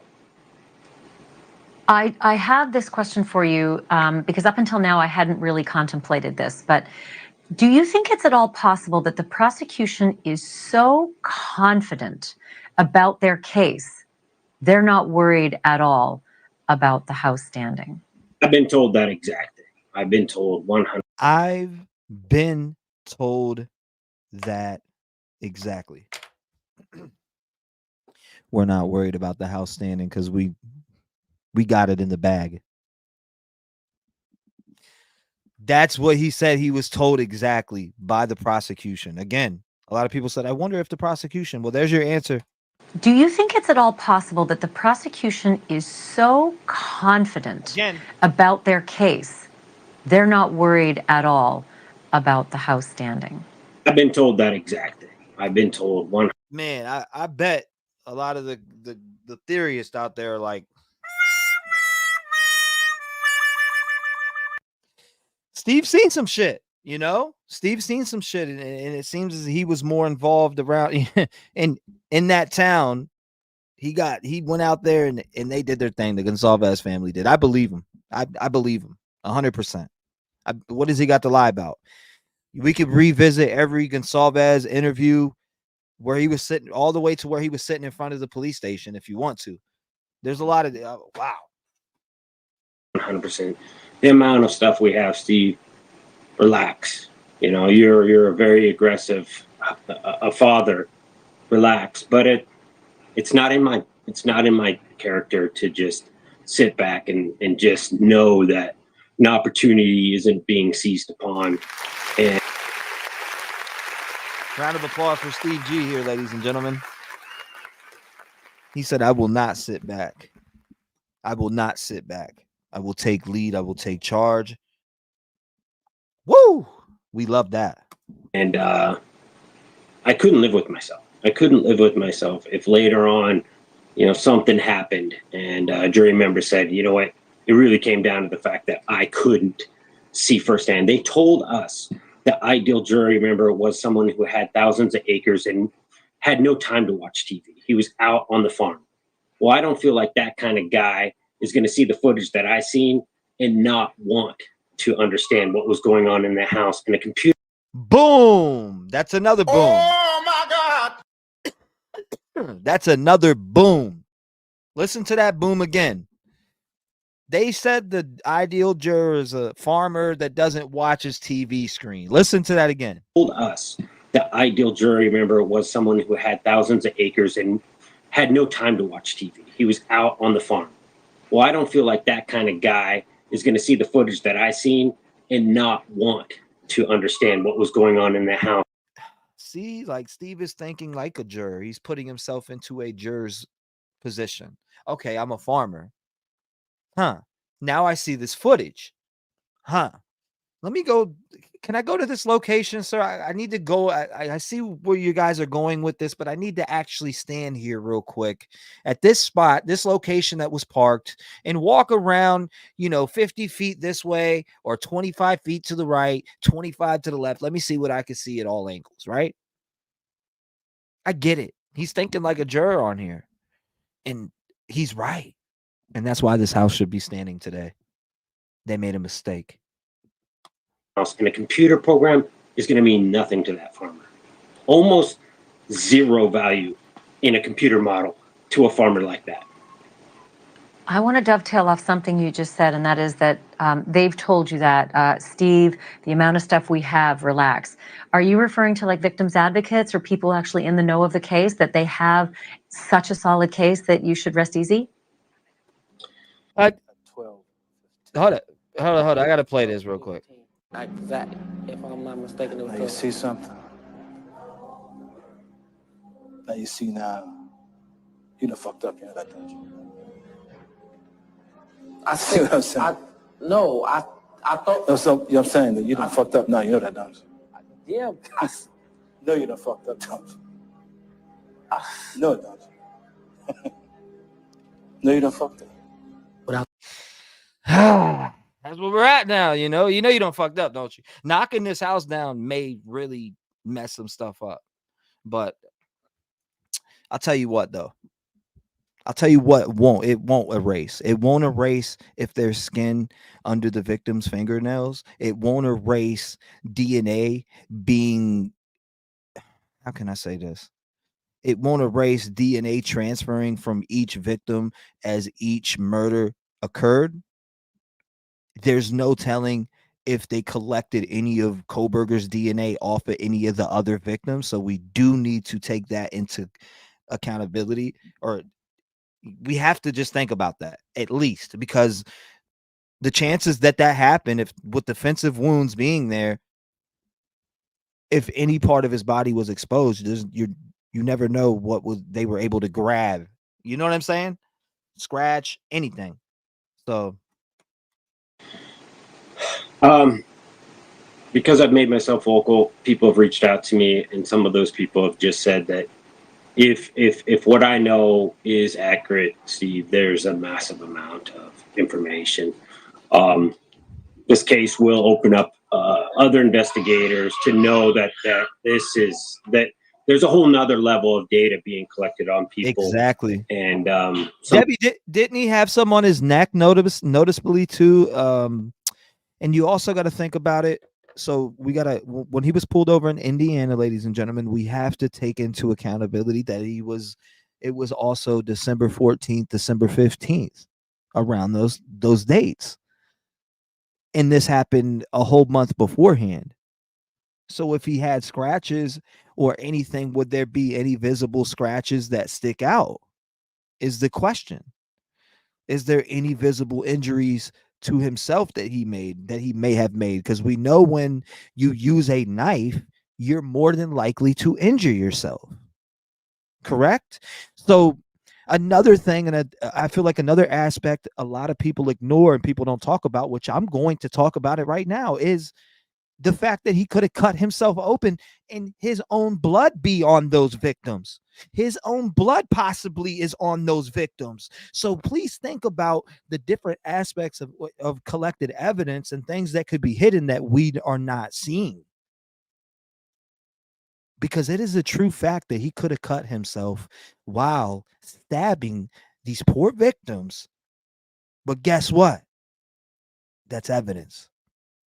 If he cut himself open, that's evidence. If his blood was dripping across the ground, what if that's what they were swabbing in the house? When we look at that video, when we're like, what are they swabbing in the hallway? Well, it makes sense if a killer walked inside of that room and committed 2 murders with a K-bar knife or any type of knife whatsoever. The possible chances of him hurting himself, stabbing these poor victims and walking out with blood dripping the chances are there. It's very possible that he cut himself. So, that's another thing I think that needs to be talked about, because I don't see a lot of people that talk about that. They don't talk about the chances of him cutting himself. It's always talking about, oh, well, he padded up and there was no blood in the vehicle because of this, and there was no blood there because of that. There was no footprints. The chances of him cutting himself are big. Some of that will come out in this case. Thank you for watching. Go to all right.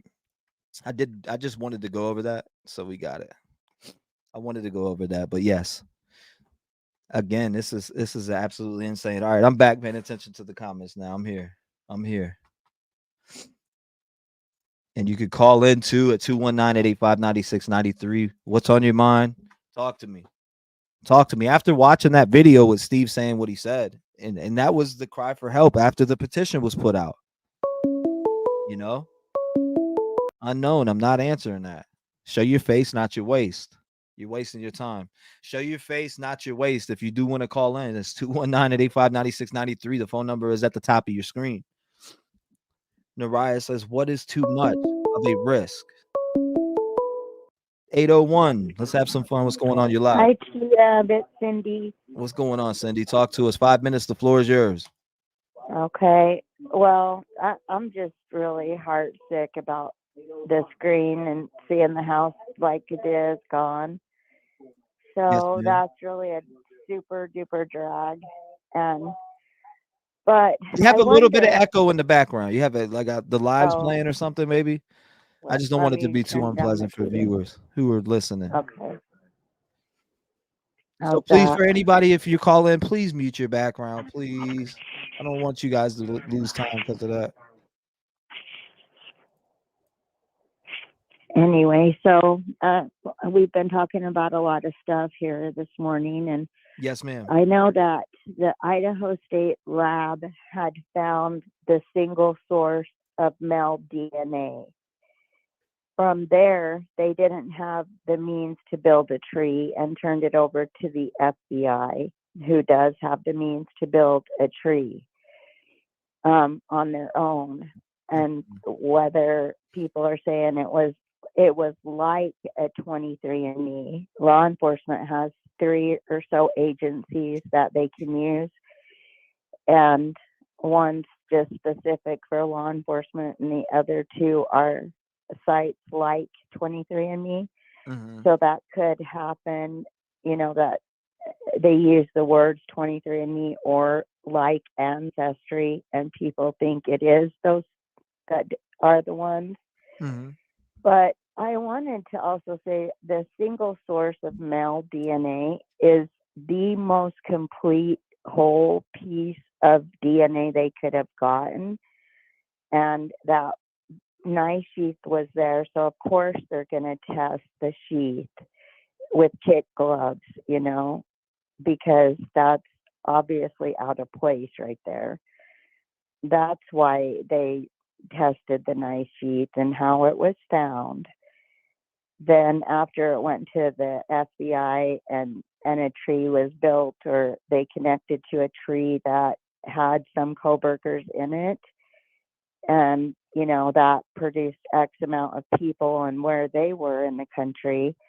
And the Kohbergers live in Pennsylvania, so they head that way, get that garbage, and have something to go on that matched the knife. Then remember, it did 100% match Brian when he was arrested. So that DNA is solid, and there's no planting it, or putting it there, or why him if they were going to do it to anybody?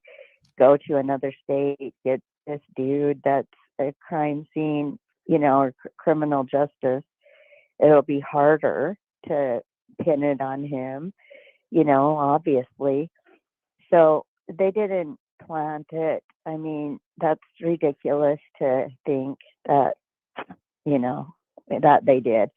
But anyway, so then once the FBI has it, then it gets built out, and we're where we are now.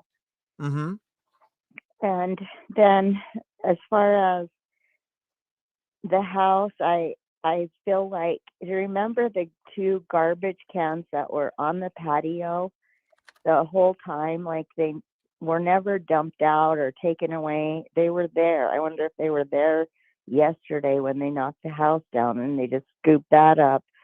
But the contents of those garbage cans, I think, should have been taken into police custody and searched, because, I mean, he could have thrown it away in their garbage, What if they walked past it this whole time, guarded it and everything, and then it was in the garbage? I don't know about those cans that were sitting out on the patio, because they never went away. That's something I think could be important. I think what Steve is saying, that he has seen video, he's seen stuff that other people haven't seen, and I think he wouldn't lie about that. People were saying it's all about money, but the university doesn't have a penny invested in that lot right there. Not 1 cent that was given to Yeah, them. but somebody brought up a good thing, not a good thing. They brought up a good point earlier. In what murder cases any house is allowed to be have we seen anybody gift anything. So it made a lot of sense. Exactly. Yeah, murder scene. It makes me very curious as to why. What does the owner of the home, the president of the university, what do those two have in common? What links them, and why would it be good for them to have that house gone? I mean, in my mind, I'm investigating a whole nother reason now is why. Why did they have to do that before the end of the year so he could use it on this year's taxes for a deduction? But it Final thoughts, 30 seconds. It just hit 5 minutes. What's your final thoughts? My final thoughts is the love in this channel is, you can feel it through the TV, you can feel it in the air, you just are a part of it, you can feel it, and it's who we are as the T-REV family, and we're gonna never stop. And that's the point. We're going to talk about this and try to figure this out forever, and I'm glad to be part of it. Proud to be part of it. Thank you, Cindy. I appreciate it. That was a great final thoughts. Thank you so much for calling in and using your voice in the community and being a voice in the community. We appreciate your love and light, and hopefully I hear from you again. Cindy, God bless you. Thank you for allowing it to us. Absolutely. Merry Christmas and a happy new year. Yeah, happy new year, baby, to everybody. God bless. Shout out to Cindy. I appreciate it. 219-885-9693. Let's keep it going. Next caller. I want to hear from the people. We want to hear from you. What are your thoughts? 207, sent from heaven. What's going on? Hello? Yes, ma'am. You are live on the air right now. You have 5 minutes. The floor is yours. Speak to us. Well, I don't think I'll say first off, you and JLR are my favorite commentaries here. You both work so hard, and you're so awesome with all the details that you give us on any situation. But getting that aside, I just want to say I'm really sad that the house is going down before the trial. I think they really needed to leave it up. But now we don't have a choice in the matter. We just have to kind of move on and, just pray that they have enough information or enough evidence to convict bryankohberger, should he be guilty, which I think he is. I believe he is. Not afraid to say it. I know there are people out there that dispute the issue, but I think they had their ducks in a row before they got him, and I appreciate all the work that they have put into getting the right guy behind bars and preventing him from, harming anybody else. It's really sad. I feel really bad for the parents, but I'm also very envious on the way they've handled it. Steve and even the Ethan's family, they've been so humble through all of this. And I don't know how the kids are handling it, but they seem so strong. And that, to me, it melts my heart. Yes, ma'am.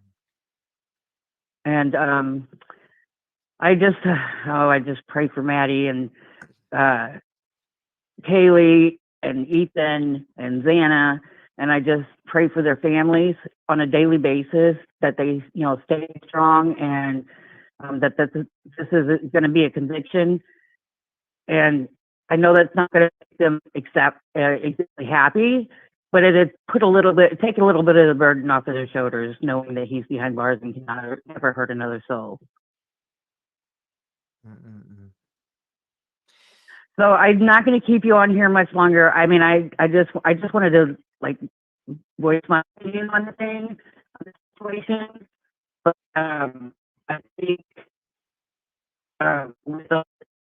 You're breaking up a little bit. You're breaking up. Maybe you got into a bad spot connection. I don't know. Can you hear me now? Yes, ma'am. Okay, sounds like a commercial.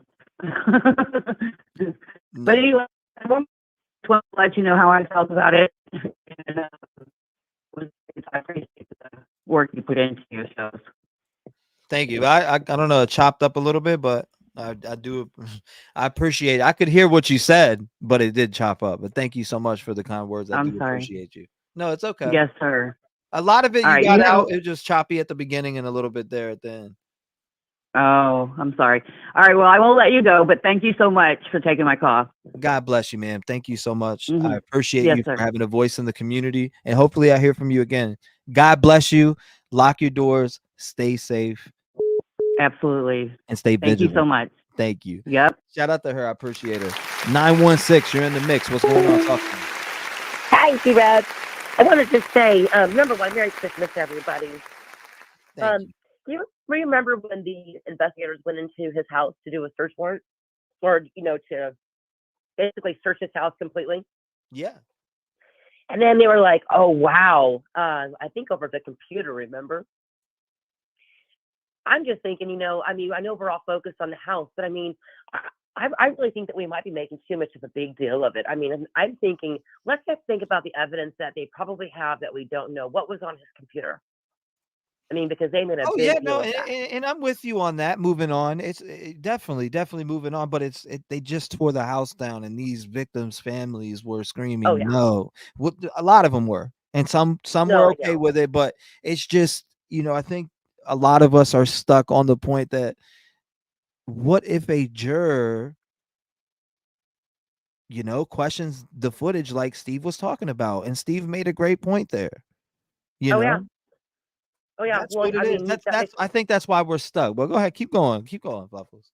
yeah. No, that's you know what? I 100% agree. And I don't want to seem insensitive because I feel that way, but I just feel so much love for these victims that I'm like, okay, I don't want to get too stuck because then it could have an effect.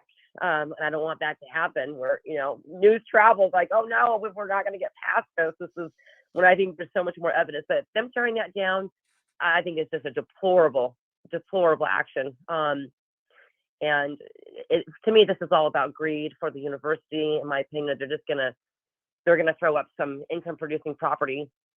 Whether or not they bought the property next to them, like girl said, that I don't know. I don't have receipts on that. But if they do, then I mean that's all gonna be income properties likely. And I bet you anything they'll end up raising the price of tuition in the next couple of years once they get those properties up, if indeed that's what they do. And then they're probably gonna see civil lawsuits that they'll need to cover. So tuition will probably go up. Bet you anything. But I think that this house coming down is just like spitting in his face, just really, really shitty. And he's right. If you're a farmer, and these are the kind of the people that we want to be on the jury, he's right. He's going to want to go out there. So I can only hope that they have the kind of evidence that's not going to even be where he's like, we need to go out there. I'm really hoping that they have enough evidence that's not going to even become a problem. But people are saying, what are they covering up on with the backhoe? They're not covering up anything. Part of the tear down, and if you look at the permit, you have to tear it down, and then part of it is they have to actually put back the gravel and everything back, so to refurbish it back. There's nothing. You want to know if there's a hole in the bottom, or if there's a storm hole or whatever. There's not. There's not. They just need like a basement. This is a 3-story home. There's not a basement or a shelter, a fallout shelter. They've got a grate and gravel the lot where basically it was. Mm-hmm. What's going on, Rock? Welcome to the stream. So, but yeah, I love you guys. I just want to say I got sick. I got COVID. Oh, I hope you feel again. better. I hate COVID, man. As many times as I tested positive for that, 5 to 6 times.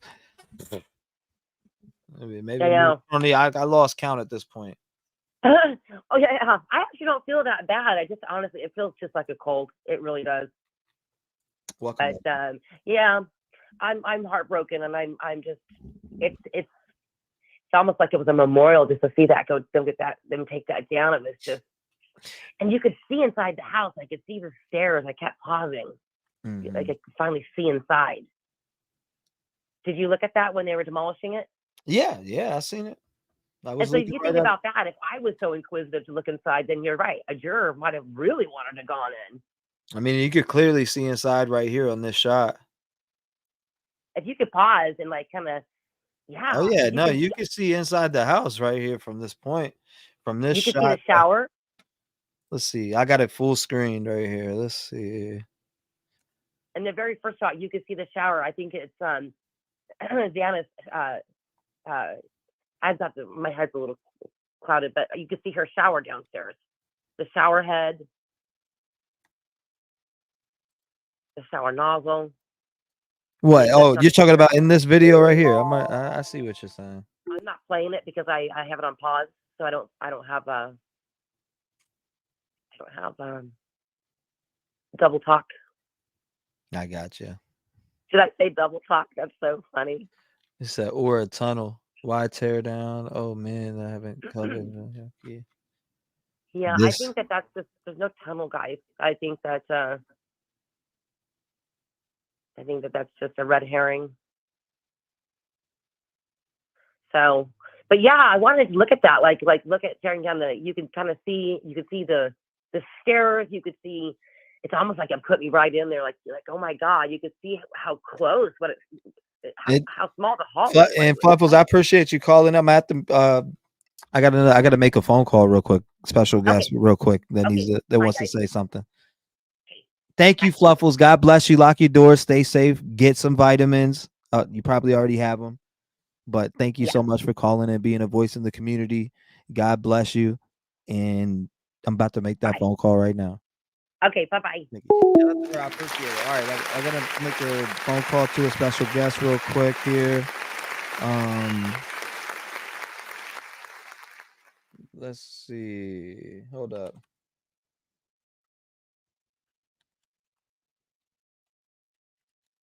Okay, here we go. Making sure this is it. And it is. Here we go. The phone call. There's the phone call. Hey, buddy. What's going on? Hey, what's going on, Todd? Welcome. What's going on? So, you don't think it matters this house here or not? Well, I think it matters in respects to, I wish the families' desires could all be, but obviously that's not going to happen because you have families that are conflicted. I don't think they need the house. I really think the technology, what the FBI went in and did, and what Steve was talking about in that recent video too, they were up on those sales sites. They took those videos. They took that, and the 4D technology, you don't just use that with Oculuses. You also use it with 4K televisions. I mean, you and I know how they can slow down Dak Prescott fumbling the ball and see exactly when it left his elbow. So, yeah, I think the jury... What's the goggles? Well, they have, like my son has these Oculus goggles, and you can see stuff in such high detail, like you're actually there. You can turn your head to the right and it pans to the right. You can see, you could be in a room and you could turn your head to the left. It's just amazing, the technology. And and they can also display that on high definition television. So I think the jury is actually going to get a better idea of what that house was really like a year ago, due to the technology, than they would have if that house were still up when the trial was going on, because they had to do so much to it. They had to tear up carpet to send to labs. They had to, same thing with sheetrock.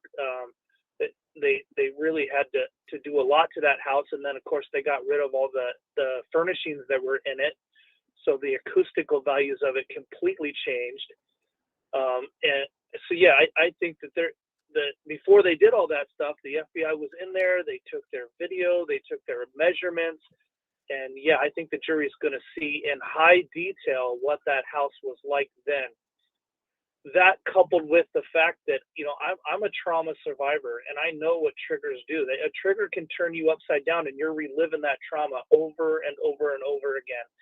And so, yeah, I think that house being in that community that was completely traumatized. I heard somebody on your live earlier saying that those kids were partying, and no, they weren't.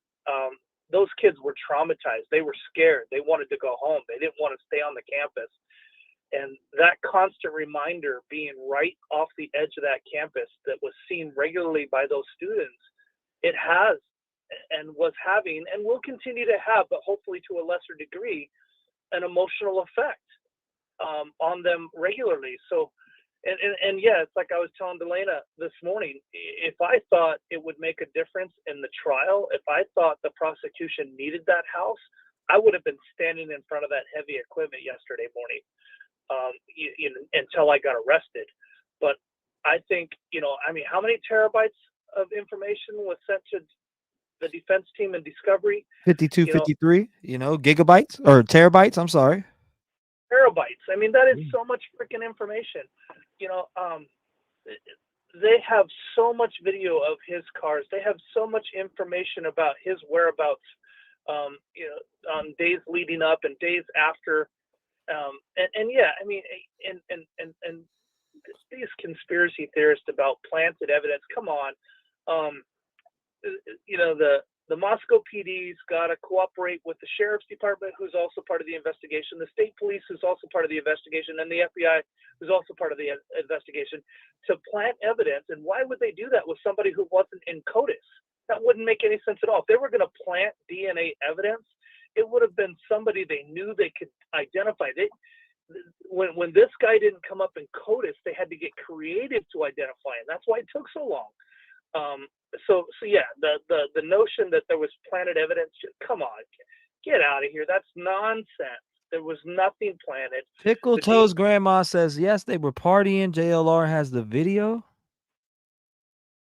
Who was partying? Yeah, whatever. Which one? Yeah, maybe they got back to their lives after a certain amount of time, but after that death rocked that campus, there were days and weeks and perhaps even months where those kids, for the most part, were in shell shock.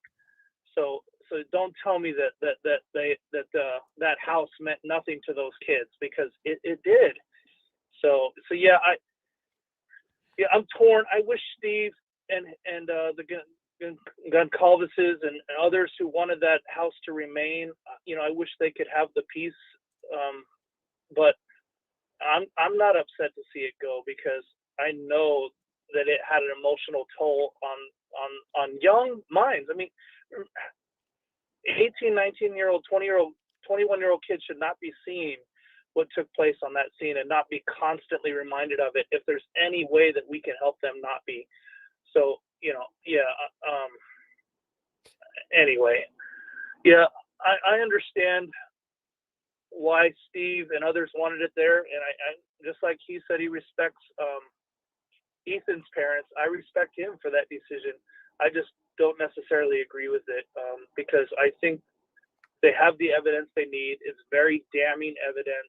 I think they have enough evidence to put that guy on death row 10 times over. Oh yeah, that's what I'm saying. I think they got, if this one smoking gun doesn't work, we got the two other ones. That's what I was just saying earlier. I think they got a couple smoking guns, and if one don't work, the other one will. And here's the thing. Allegedly.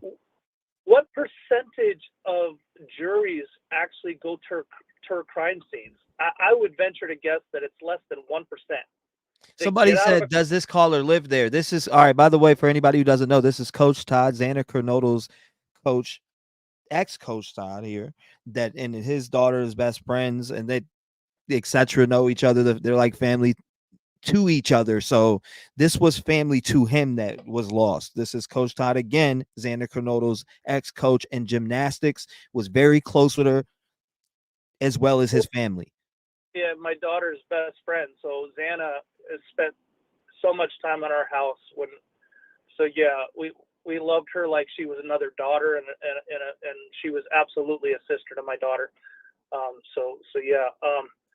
But yeah, again, what percentage of juries actually go out and tour crime scenes? I would venture to guess that it's less than 1%, and probably way less now than it used to be because of the technology that's available. I don't think that house is necessary to convict this SOB. I think that they're telling Steve to relax because they do have all they need, and again, I get it.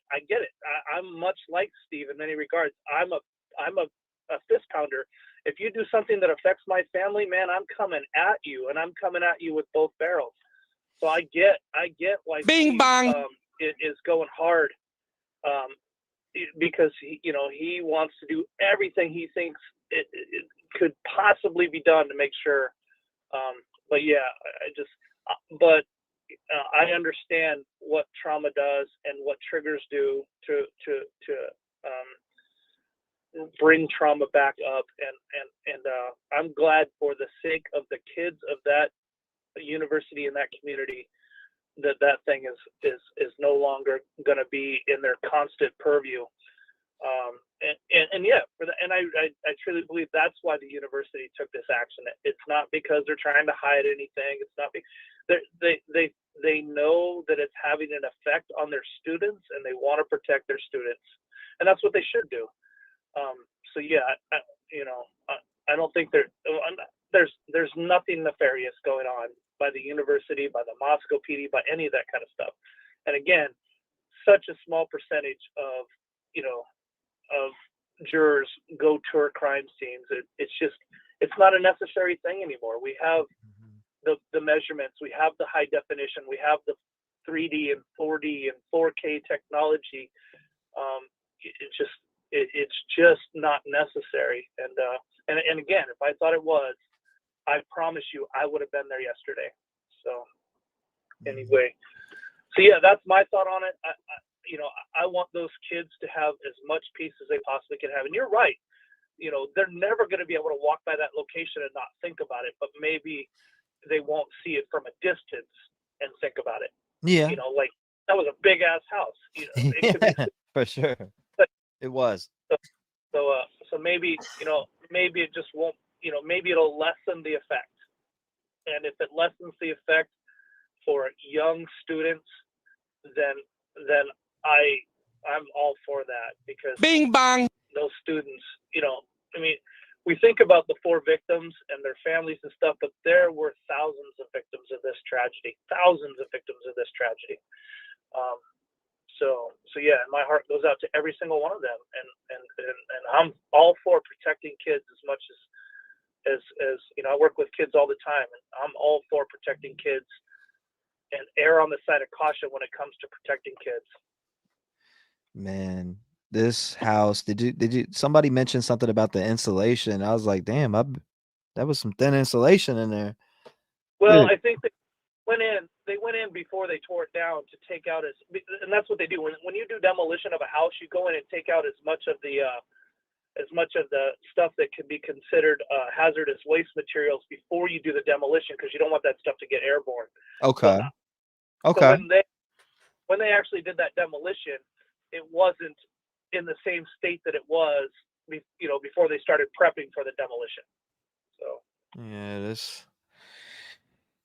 man, I don't know, man. I just hope they don't run across that problem that Steve he speaks of, and that's them wanting to know why he was parked at these different locations. But again, if there is smoking gun evidence like skin under fingernails, I mean, come on now. Again, what were the chances of him, Todd? What were the chances of him cutting himself when stabbing 4 different people? They're high, in my opinion. If he was using a kitchen knife, I'd say they're high, but a K-bar knife, the way they're designed, they've got a guard between the handle and the blade. So chances are he did not cut himself. If he was using a kitchen knife and did the damage that he did, of course he would have sliced himself to smithereens. But he was using a weapon that was designed to kill, and to protect the person who's doing the killing. So yeah, I think he could have got out of that house without any of his blood being spilled. So I see. Actually, there is so much talk around what I just said. It's crazy. There's big conversation threads on that. What I just said. What I was just asking you about, if you could stab yourself or not. So the K-bar is protected to stop your hand from sliding down to the blade. Right. Yeah, it has a guard between the handle, which that handle's designed a lot different than a kitchen handle is. A kitchen handle, you're not lunging forward into something, so they don't have the same type of grip. The K-bar knife has a grip that's designed to be, easily held onto, and then it has a guard between that grip and the blade. So yeah, I think he could have done what he did and not cut himself. Whereas, if he were using, if it was a crime of passion, opportunity or whatever, and somebody just grabs a kitchen knife and does that kind of damage, they're going to cut themselves. No ifs, ands, or buts about it. But this, again, that knife was designed for what he used it for. So. I know that a few people ordered it. One person ordered it, sent me pictures of it, and then another person ordered it and was showing me like a video of it. The one off Amazon, anyways, because it's speculated that he got one off Amazon. But who knows what that real truth is either. But I did see a receipt come out for that by someone on Twitter before it even hit Dateline, which is pretty insane. It's going to be pretty interesting to see if the ID rumor matches, if a lot of the things that we've heard rumor wise match in the courtroom during trial. I'm going to be looking for a lot of that. Well, hey, I got to get going, but I do want to say I did have a nice conversation with Jeff yesterday. I think he's in good spirits, all things considered. And my plane is going to be touching down next Wednesday. We're going to spend about 5 days together. And anyway, so I know T-REV has always been the Rev gang has always been so supportive of his family, and I'm going to make sure he knows that. So look for some pictures, brother. And yeah, thank you. I thank you. I appreciate that. And send our love to Jeff in general, man. Send our love to Jeff. Maybe we can get something. When are you going to see him? I'm flying out Wednesday of next week. Okay, Wednesday of next week. Yeah. Thank you. All right, Wednesday of next week. All right, I'm gonna get in touch with you shortly. Thank you. I appreciate you, Todd, for taking the call and talking to me, etc. Man, thank you. God bless you, and I hope you have a beautiful day, brother. I hope I hope the Christmas was well, and I do hope you have a new year. If I don't speak to you, a good new year. If I don't speak to you before then, which I think I will anyways. But yeah, sounds good. Talk to you soon. Thank you, Todd. God bless Todd. And shout out to Coach Todd for calling in and giving his opinion. I've seen a lot of people that have disagreed, and that's cool. That's what we're here for. To respectfully disagree with each other. If we can respectfully agree to disagree, there's no reason to be upset and mad. 219-885-9693. What are your thoughts? The aftermath, unknown. Stop calling. Show your face, not your waist. 972. I'm on with you. What's going on? With each other. If we can respectfully You hear me? agree to. Hello? Yes, ma'am. You are live. What is going on? Well, I have been watching your show for a while, and I was just listening to the last caller. And one of the things I do agree with the last caller is that I do believe that the prosecution does have a lot of evidence, but I still think that a lot of the evidence is still, circumstantial. I think that a lot of that evidence can be blown away, unfortunately. I hate that they knocked down the house. And so, one of the things I noticed that you believe that he is guilty, but I struggle with that. I struggle with the fact that he could possibly be the actual killer. And the reason, my rationale is because, I believe that the touch DNA is garbage. And it's not to say that it's not a valid, it's not his. I do believe it's his. Yes, ma'am. But, the last caller, he made such a good statement about the knife. That knife is designed where you won't cut yourself. I don't believe. Yeah. So blood in the cars, of the victims, I think that's, it should have been there. I don't believe anything about a kill kit. That's stretching it. Yeah. So I see. You believe that there should have been some type of blood or anything from the murders inside of his vehicle. I get that. I was there. I said the same exact thing, and I'm still questioning in my head, like, I don't know though. Where's in papers does it say there was no blood in the vehicles besides the defense talking? What if they're holding this piece away until the 10 days when they have to give it up? Well, they can't lie, to the court. I mean, because she's not going to risk her license. You know what I mean? I believe she actually said the truth there. I don't believe that there was, evidence there, in his car. But when it comes to like, what do they call that? The DoorDasher who was supposed to have come to the house at 4:00. I don't believe that DoorDasher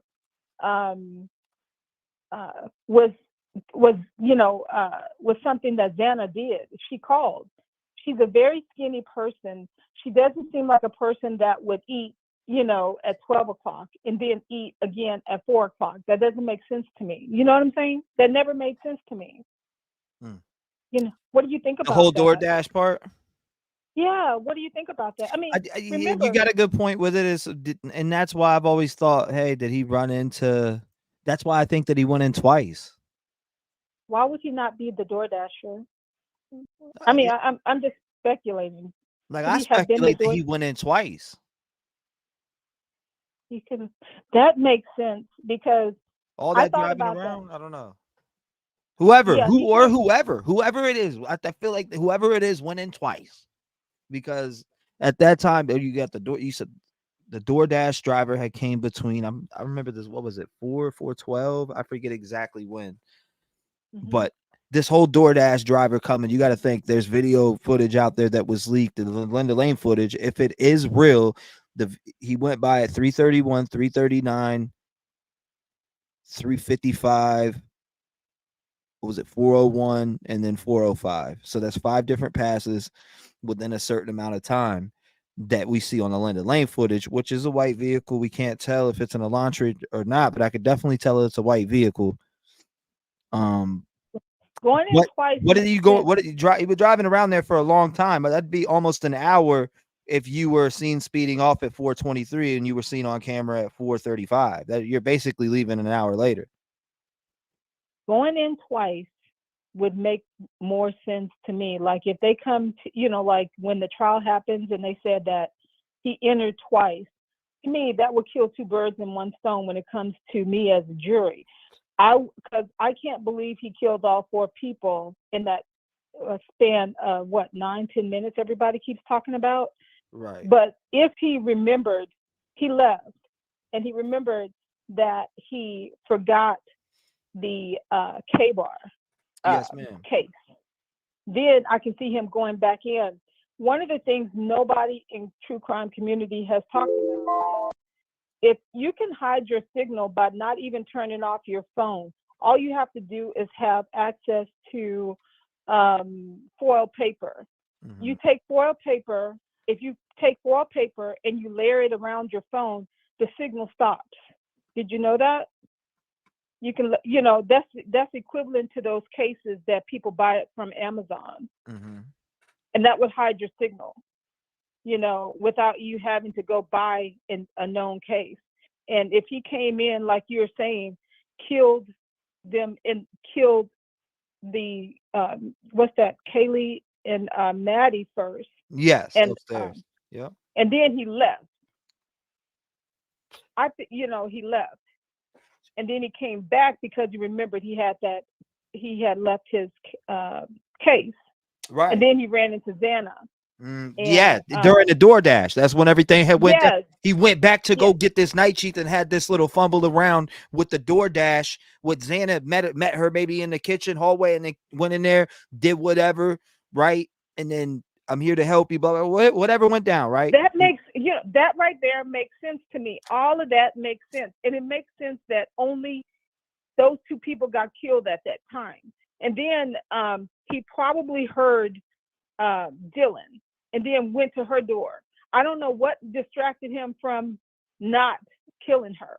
You see him, something distracted him. Something. She said, I don't know if it was the dog or something, but something distracted him and he left. But that footprint was there outside of her bed for a reason. Yeah, there's a footprint there. Whose footprint is that? It may match Bryan-Kohberger's. We don't know that. A lot of people tried to make it seem as if it was Bethany's just because it was by her room. Sorry, that was in the PCA. Why would they put it in the PCA if they didn't think it belonged to the suspect? Just saying. Yeah. You get what I mean? Like, I was Yeah. putting the puzzle together. Okay, yeah. So they're insinuating that this is his footprint, Yeah. knife sheath, That. Yeah. etc. You get what I mean? They're Yeah. insinuating That. all of that. I think the theory with two different him entering into the home twice makes more sense to me. Somebody said that makes no sense to me. He wouldn't come back. No, that makes more sense to me. Mm-hmm. Like your theory about him coming into the house twice, that makes more sense to me. And I mean that night. Like, I'm talking that night, but anywhere between 2:40 and you got to think they called Jack, right? What, three times from one phone, 4 times from another phone, Kaylee and Maddie's.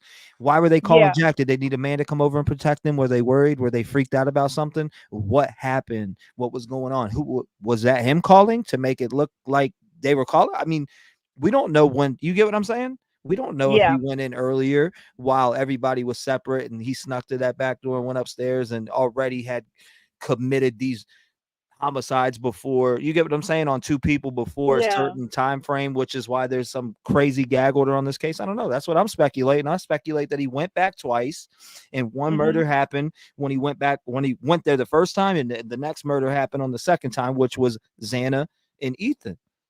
But I don't know. The PCA says different, so I don't know. I'm just speculating that. What do you think about when Steve Goncalves, he said that he didn't have to go upstairs?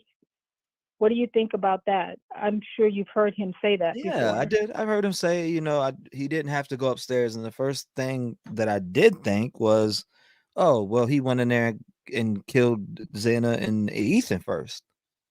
So, that was the first thing I thought of. But as time went by, there was different things that I started hearing, which made me think that Xana or Kaylee and Madison were first. Because if your obsession is Madison or Kaylee, that's who you're there for. And it's obvious that you mapped out where they were already. Yeah. And when they knocked down the house, I can see how he could have gotten in easily to them too from the back. Mm-hmm. Yeah. So, yeah, that makes a lot of sense. And so I just wanted to kind of reiterate what your last caller was talking about with the knife. Yeah, that was Coach Todd. Coach Todd actually coached Xana Kernodle in gymnastics, and he's best friends with her dad. That's who was just on the phone talking. Is somebody that's very close with one of our victims here, and he has a him and Jeff are running this thing for gymnastics, young girls and young men, young boys that want to, compete in gymnastics. He has a program open in Xana Kernodle's memory.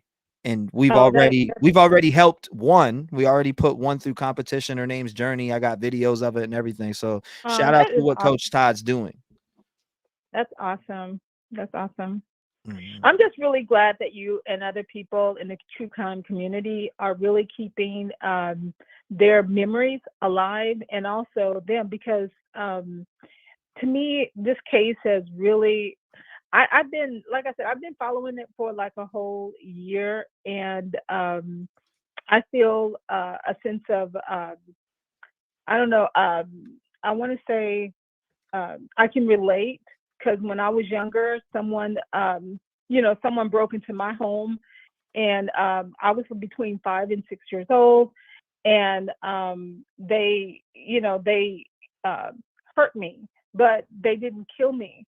But I remember thinking that they were like the boogeyman, and I started following this case after, Kaylee's mom was saying that the only person that comes into your house in the middle of the night is like the boogeyman. And, ever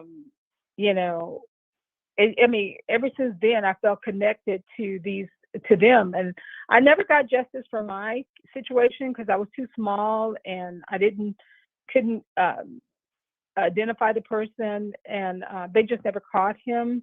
I'm just glad I'm alive. But I'm hoping and praying that they actually have justice and they have the right person. I hope that if it is him, that they have the right evidence and stuff. Absolutely. Which with this house being torn down makes me think, okay, you guys got enough evidence.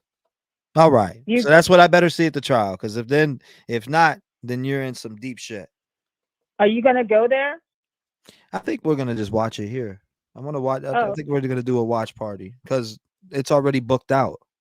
It's been booked out. Well, I'll make sure that I keep a watch on your channel. I mean, the trial date hasn't been set, but if you look and try to book anything around there, all of that shit is pre-booked. Really? People already booked for the summer. The whole summer. The people have already booked for the summer, and there's no date yet. Oh wow! Start looking up. You guys will see what I'm talking about. I started looking it up, and I was like, man, I'd love to go in there, but it's gonna be a big fight. People are already booking, months ahead of time. Like, they're booking 8 months out. So it's really, I don't know. It'll be hard to get in that courtroom. I promise you that. Well, that's if they don't change venue. If they change venues, it would just be in a different city. But will they, when they do the change of venue, would it be with the same prosecutor? I'm curious. I don't know how that works. Because right now they haven't done a change of venue, but I'm almost thinking that at the end, he might end up doing that. Doing a change of venue. I don't know. We'll see. We'll see how it plays out. We'll see how it plays out. Well, I appreciate you calling in. Where are you calling in from? I am calling in from Dallas, Texas. Love Dallas, Texas. Shout out to that's where my Cowboys are. I appreciate you. Thank you for calling in. God bless you, ma'am. I hope you had a beautiful Christmas, and I hope you're gonna have a very good New Year. Hopefully, I hear from you again. Wonderful conversation. Thank you, ma'am. Yeah, you too. Thank you for being a voice in the community. Shout out to her. I appreciate it. Lock your doors. 219-885-9693. Everything's booked. That's what I'm saying. It's crazy. That's why I was just like, watch party. I just followed the evidence. The evidence ended up at Bryan Kohberger's doorstep. Rocket Queen says, I think I'll quit my job so I don't miss a minute of the trial. Oh my God. Damn. She said, woo. She said, I might quit my job so I don't miss the trial. Hold up. Wait a minute. Something ain't right. 870, you're on the show. What's going on? Talk to me. Hey, T-REV, how you doing, brother? I'm chilling. Regina, what's going on? Talk to me. Chilling like a villain.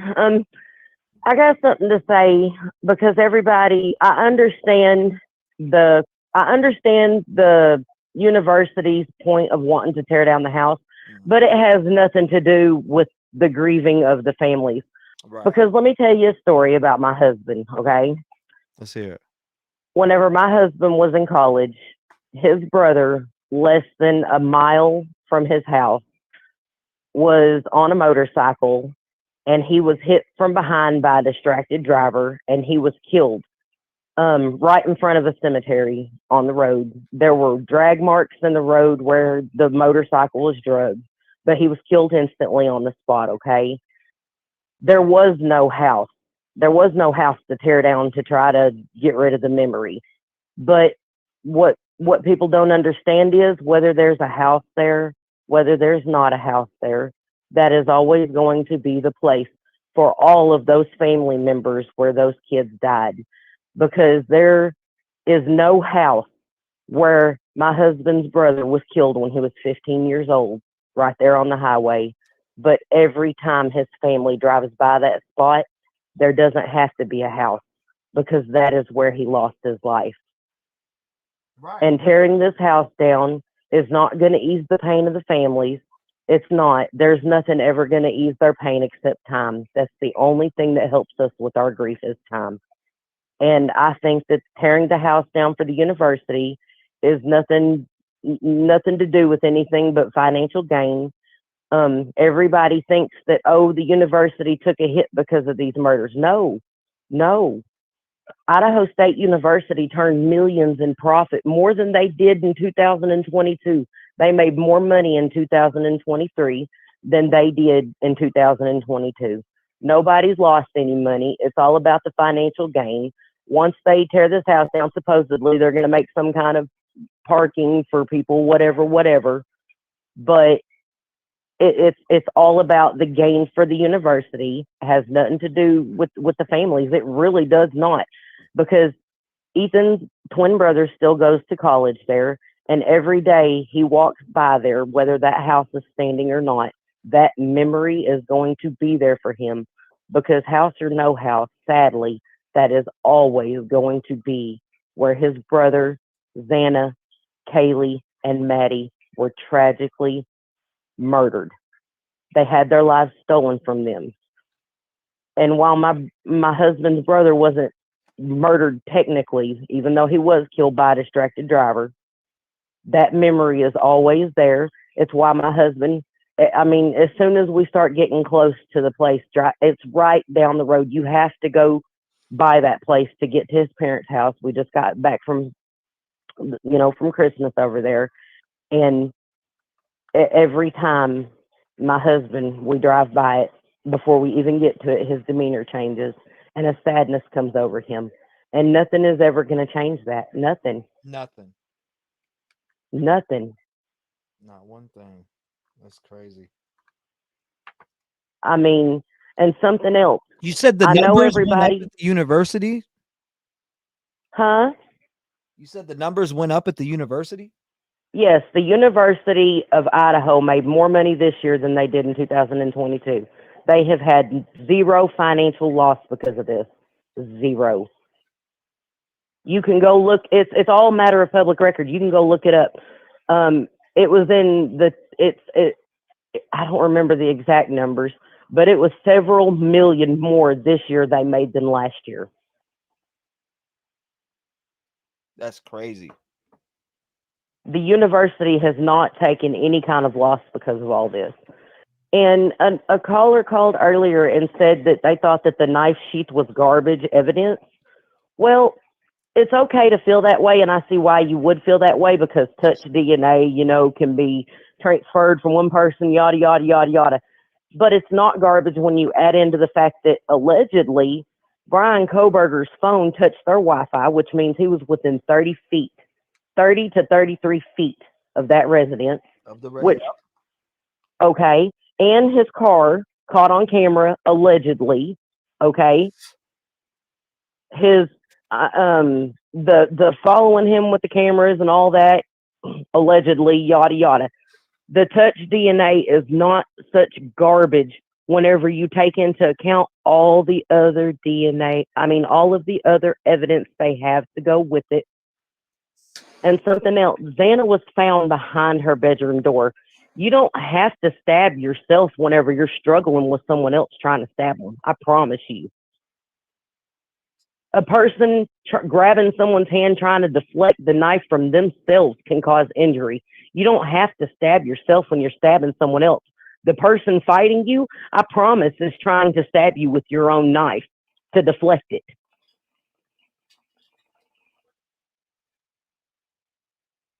So I think personally that the touch DNA evidence on the knife sheath found, and let's take this into account for a second. Why would there be a knife sheath partially under a victim who had been stabbed to death?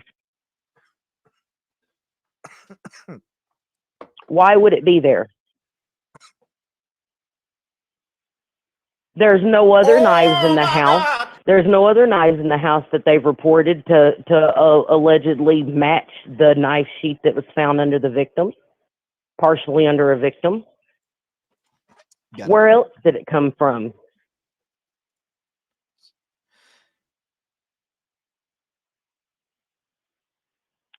Wasn't the Wi-Fi down? Beckles Geckles says, wasn't the Wi-Fi down? Okay, let me explain this to you. Even if your internet is out, if you have a router and a modem in your house, they are specifically to your private network. And even if you don't have internet access, the things that the other devices that are within that circle will touch your Wi-Fi, whether you have internet or not. Because inside your home is your Wi-Fi is always trying to speak to everything else in your house constantly. It's not like the internet goes down all over town and all of a sudden your internet connection in your house between your laptop and your router disconnect. That doesn't happen.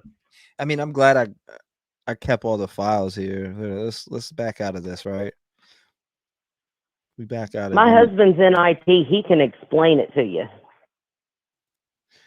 I mean, he's literally the chief technician officer for a major corporation company. I mean, he can tell you how it works. But just because you don't have internet access to get online does not mean that your Wi-Fi is not still picking up and hitting on everything else within your home. Do you see what I'm saying? Absolutely. I'm so glad I kept these and that I got all the files. Let me explain it to you even a little better than this. Wi-Fi is a lot like Bluetooth. Your Bluetooth works, say you want to listen to your Spotify with your phone, right? Right. And you don't have internet connection, but you have your playlist saved, right? Correct. So even though you don't have internet access, you have that playlist. Well, if you put on a pair of Bluetooth headphones, or if you try to share that signal with a Bluetooth speaker, it's still going to pick up on it, right? Correct. That's exactly how Wi-Fi works within your home. It will pick up the signal of other devices that are within its respected area to pick up signals. However powerful the signal is to pick up, however many feet away, your Wi-Fi is going to pick up any signal from any other device, whether you have internet access or not. Because the router is constantly sending out signals constantly for other devices within its area. And even if you don't have a password or something, even if you don't have a password to get onto someone's Wi-Fi, you can still go look up your personal Wi-Fi records and see that someone tried logging in on your Wi-Fi. It keeps a record of all of that. This is, man, now you look back at these videos that I'm just going through videos now while I'm listening to you, Regina. I'm looking back, it's like so surreal knowing this house is gone now. And this house was huge. And when you look at the lot now, it's like, was it really that big? And it was.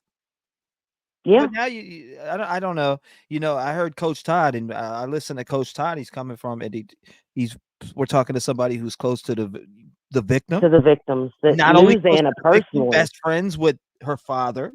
And I'm glad that he's going to take pictures. I was going to say I wanted to, for us folks in Discord, maybe we can do something for Jeff when Todd goes to hang out and see him, because he said he's going to let him know that the Rev Gang family, maybe we can all come together and pitch in and get him a little gift or something to you know what I mean? Of just that'd be love awesome. from the Rev Gang family. I'll throw in on that. Love from the Rev Gang family, and definitely. Maybe we can do something nice for him and get a nice portrait of maybe Xana made or something. I know a few people in a couple different areas, so I'd like to do something nice for him, and you know what I mean, express our gratitude and how much we really do care about the justice. Period. At the end of the day, we can all speculate. We can all assume.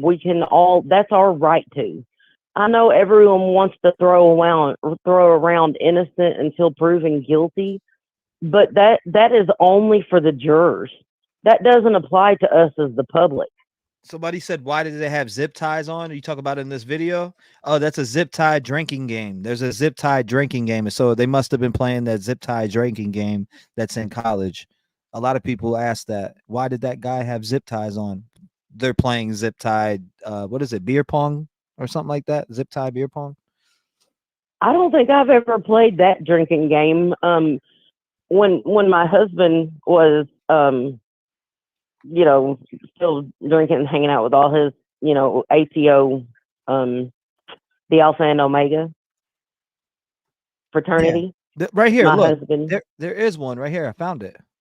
Zip tie drinking game. They got plenty of TikTok videos of them playing it with zip ties on their wrist. So if you want to look I up, played a lot of them, it, but I never played the drinking zip tie game. Never played that one. if you want to look it up, I promise you. Here, I'm gonna put it on your screen for you. Look, right here across the board, tons of zip tie drinking games. I zip tied my friends to completing challenges. Like, look, I mean, it's out there. I'll have to look it up. It's probably really fun. I might need to try it. I have to try it with the wine shots though, because if I get the drinking tequila, whoo-hoo. Like I said, I kept all the I got all the files. I've already made a documentary on this. I've made tons of different videos on it. I'm actually going to be dropping a video on the Faro. That being worked on ASAP right now, actually. So here's something interesting going on with the case. We know from the PCA certain evidence that they have, right? We know certain evidence exists because of the probable cause affidavit, right? Correct. What are they hiding evidentiary that they are sealing under record? Tons of things. The Facebook, the Papa Rogers. Right. But the test results they got back from labs. No, everything. The labs. No. I'm saying though, there's tons of things that are sealed away. It's not just like one thing. I believe it's right. I believe it's a long list of, let's roll it out. And which one do you want to talk about? We could talk about the ID that belongs here. We could talk about this that belongs there. That's what I'm thinking. Now, if I don't see that, I'll be blown away. Yes. Well, here's the thing. Tunnels. We know there. As soon as they tore the house down, they ripped the tunnel up, grabbed the money, closed it back up, and sent El Chapo back down there. Yep. You know? T-REV, here's something we know. Xana was not in bed. She was behind her bedroom door. Xana was not in bed. Which means the attack likely didn't start in bed. But even if it did start in the bed. Hold up. Which I don't think it did. I think Xana encountered Kohberger either right there by the kitchen near Dylan's door, or I think she caught him coming back through the kitchen, like you said, if maybe he come in the second time. But I think Xana fought. I think Xana fought with Kohberger. And I think that out of all of the victims and all of the labs they're going to get out of that house, I think Xana is going to be the one that has either his DNA under her nails, his hair on her body, or his, I believe that Xana made physical contact with Brian other than part of him that was covered. Because we also have to think the probable cause affidavit said that there was a Walmart receipt and it had a Dickies receipt. That had a Dickies for a Dickies coverall. Mm-hmm. But Dylan Mortensen said that he had a black, only from COVID, black face mask over his mouth, right? Yes. If Xana struggled with him, I'm sure she grabbed at his face. All right, Regina, listen. I'm just asking you. I'm just going to ask you a question, and I want a percentage from you. And out of 0 to 100, what is the percentage of a chance that Dylan Mortensen allegedly picked Bryankohberger out of a photo lineup? What are the chances of that percentage, 0 to 100? I give it 85% chance she picked him out of a photo lineup. I'm just curious because she said, the whole thing and bushy eyebrows are like it'll make a lot more sense when it comes out that she picked them from a photo lineup. It'll all make a little more sense, allegedly. Right. Also, though, if there was any lighting whatsoever for her to pick up on something, well, there's also the fact that he has blue eyes that plays into it. It's not just bushy eyebrows. The probable cause affidavit says that. But here's the funny thing. Why would they put that she said that in the probable cause affidavit. What would be the reasoning for putting it in the probable cause affidavit unless she did pick him up out of a photo lineup? I think she just ran from him. I am too bare says I think she just ran from him. What would be the point in putting a statement in a probable cause affidavit that a survivor witnessed the intruder, the killer?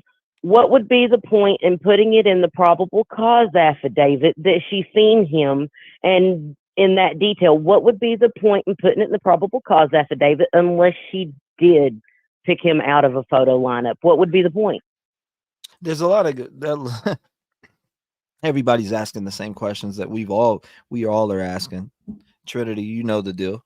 Did we ever find out why Kaylee and Maddie made all those calls to Jack? I was just talking about that. I'm sure you heard me say it 4 to 3 different times. Who did that? Why did they do that? Was it them that did that? They said, I mean, we heard from the Goncalves family. That's not unusual. So I take their word for that, right? But I also do play into my head, what if maybe they were just calling him this one time because they were scared of something, some noise being made or something they seen, or maybe they seen something that, had them frightened a little bit. Just saying. But didn't they make those calls around 1 a.m.? No, this was after 1 a.m. around 2. It was over 2:30, a little past 2:30. I forget exactly the exact time, but it was going into 3 a.m. when they made those phone calls. So it was definitely 2. It was okay. They didn't get home till 1:50. What was it? Or I forget exactly what, between 1:45 and 1:55 a.m. Right? Correct. Right. So it was definitely between 2 to 3. So what did they see? Were they at this one time? Were they scared and made this phone call and said, or were trying to call both times from both different phones? I have no idea. I'm just thinking of things. Just like when I speculate on possibly going back in 2 times. Not just one. Right. Well, I think the only way we could have a true and clear speculation about why Kaylee made those calls to Jack was to know her phoning history whenever she would call Jack at other times. Like, I think we would have to take into account her behavior on how, like, she would call Jack normally, because we have to have a control whenever we're trying to work out a theory. Does that make sense? Absolutely. So we would have to know a version of her trying to get a hold of Jack not involving her dying and whether it was normal before we could make a conclusion on whether it was abnormal for that night. Right. Here it is. I mean, now this is where I'm speculating in my mind right here. Look, okay, because let me get to the part of this video where I'm talking about, okay, so here they're clearly swabbing something on the ground. And this is the part right here. Is this from blood dripping off the knife? Absolutely. And they're swabbing up this blood, but and I know a lot of people go, well, I just did some research and was Googling while I was listening to Regina about a K-bar, and you can't cut yourself using a K-bar knife. Yes, it is made to protect, but that doesn't mean that you cannot get into a struggle and cut yourself on a K-bar knife. I just literally was reading it from Army fucking vets. Just now. That's what I was doing while you were talking, Regina, by the way. I was looking that up. People can actually cut themselves on a K-bar knife. Well, not only that, but when you add the element of fighting another human being for your life, you are going to do everything in your power fighting for your life to turn that blade on the person trying to stab you. She said, how to say drunk dialing, but are they drunk dialing from both phones? Like, are they drunk dialing from Maddie's and then drunk dialing from Kaylee's? Are they jumping to both and just drunk dialing? I don't think so. Maybe something was up that night, or maybe she just wanted to say goodbye before she was leaving tomorrow and they tried from both phones. It could be that simple. That's what I was thinking. Yeah, because we knew that Kaylee was in town for a very limited amount of time. But Regina, there's always that one time where could be something that was scaring them or scaring Kaylee, and she used both phones. Who knows? Right. It absolutely, T-REV, it absolutely could have been. But we won't know that. You know, I don't think that's a question we'll really ever be able to answer unless we know her history of how, like, if whenever she did call Jack and she couldn't get a hold of him, was that a normal thing for her to be like, hey, Kaylee, or, you know, hey, Maddie, let's call from your phone. He ain't answering my phone. Maybe he's mad at me because he knows I'm, you know, maybe he's still hurt or something. You have to take into account that Kaylee and Jack were in a serious relationship not too long before all this happened. And who knows, maybe she was drunk calling. I don't know what, you know, what the conversation would have been. I don't know what it was about, but I mean, we'd have to know other factors like her regular, you know, how she called him regularly or how she handled things regularly. See this right? Do you see this right and here? Also, I think that the timeline will come out during the trial, and I think it will, you know, it will alleviate a lot of misconceptions, and it will reinforce some things, and it will debunk other things. But I think Regina, there's some evidence right here on this part that I'm clicking on, and it's the same part where you come up at the stairs. What were they taking a picture of here on the ground? Was there a bloody footprint here, like people ask about, and it's not there for people to see because it's sealed? Are they taking a picture of a bloody footprint? Is it blood droplets? What is it? Well, here's the whole thing. Whether or not there was blood, they are going to take pictures of every inch of that room. Whether there's blood in that room, whether there's not blood in that room, they are going to photograph and categorize every inch of that murder scene. But I want to bring this up because this isn't mentioned. But the test, in no community, whenever she takes that swab, T-REV. Regina, you can't hear me, can you? Yeah. Oh, okay. Now I can. Sorry, I lost you for a second there. No, you're good. And in the documents, where does it say, well, we're swabbing blood at the top of the stairs, and yeah, where in the documents does it say that? Okay, in the PCA affidavit, it says that they did a presumptive test for blood, and that's how they found the latent footprint. If you'll watch the video right there, T-REV, whenever she takes that huge cotton swab, that white cotton swab, what she's doing is presumptive blood testing. They're trying to figure out what's blood and what's not blood, because nobody's house is perfectly clean. And considering that the blood footprint on the floor was latent, that means that it was a very fine layer of blood left on the shoe, or someone had rinsed their shoe off and then walked through and had just enough blood to leave a footprint. There was, yeah.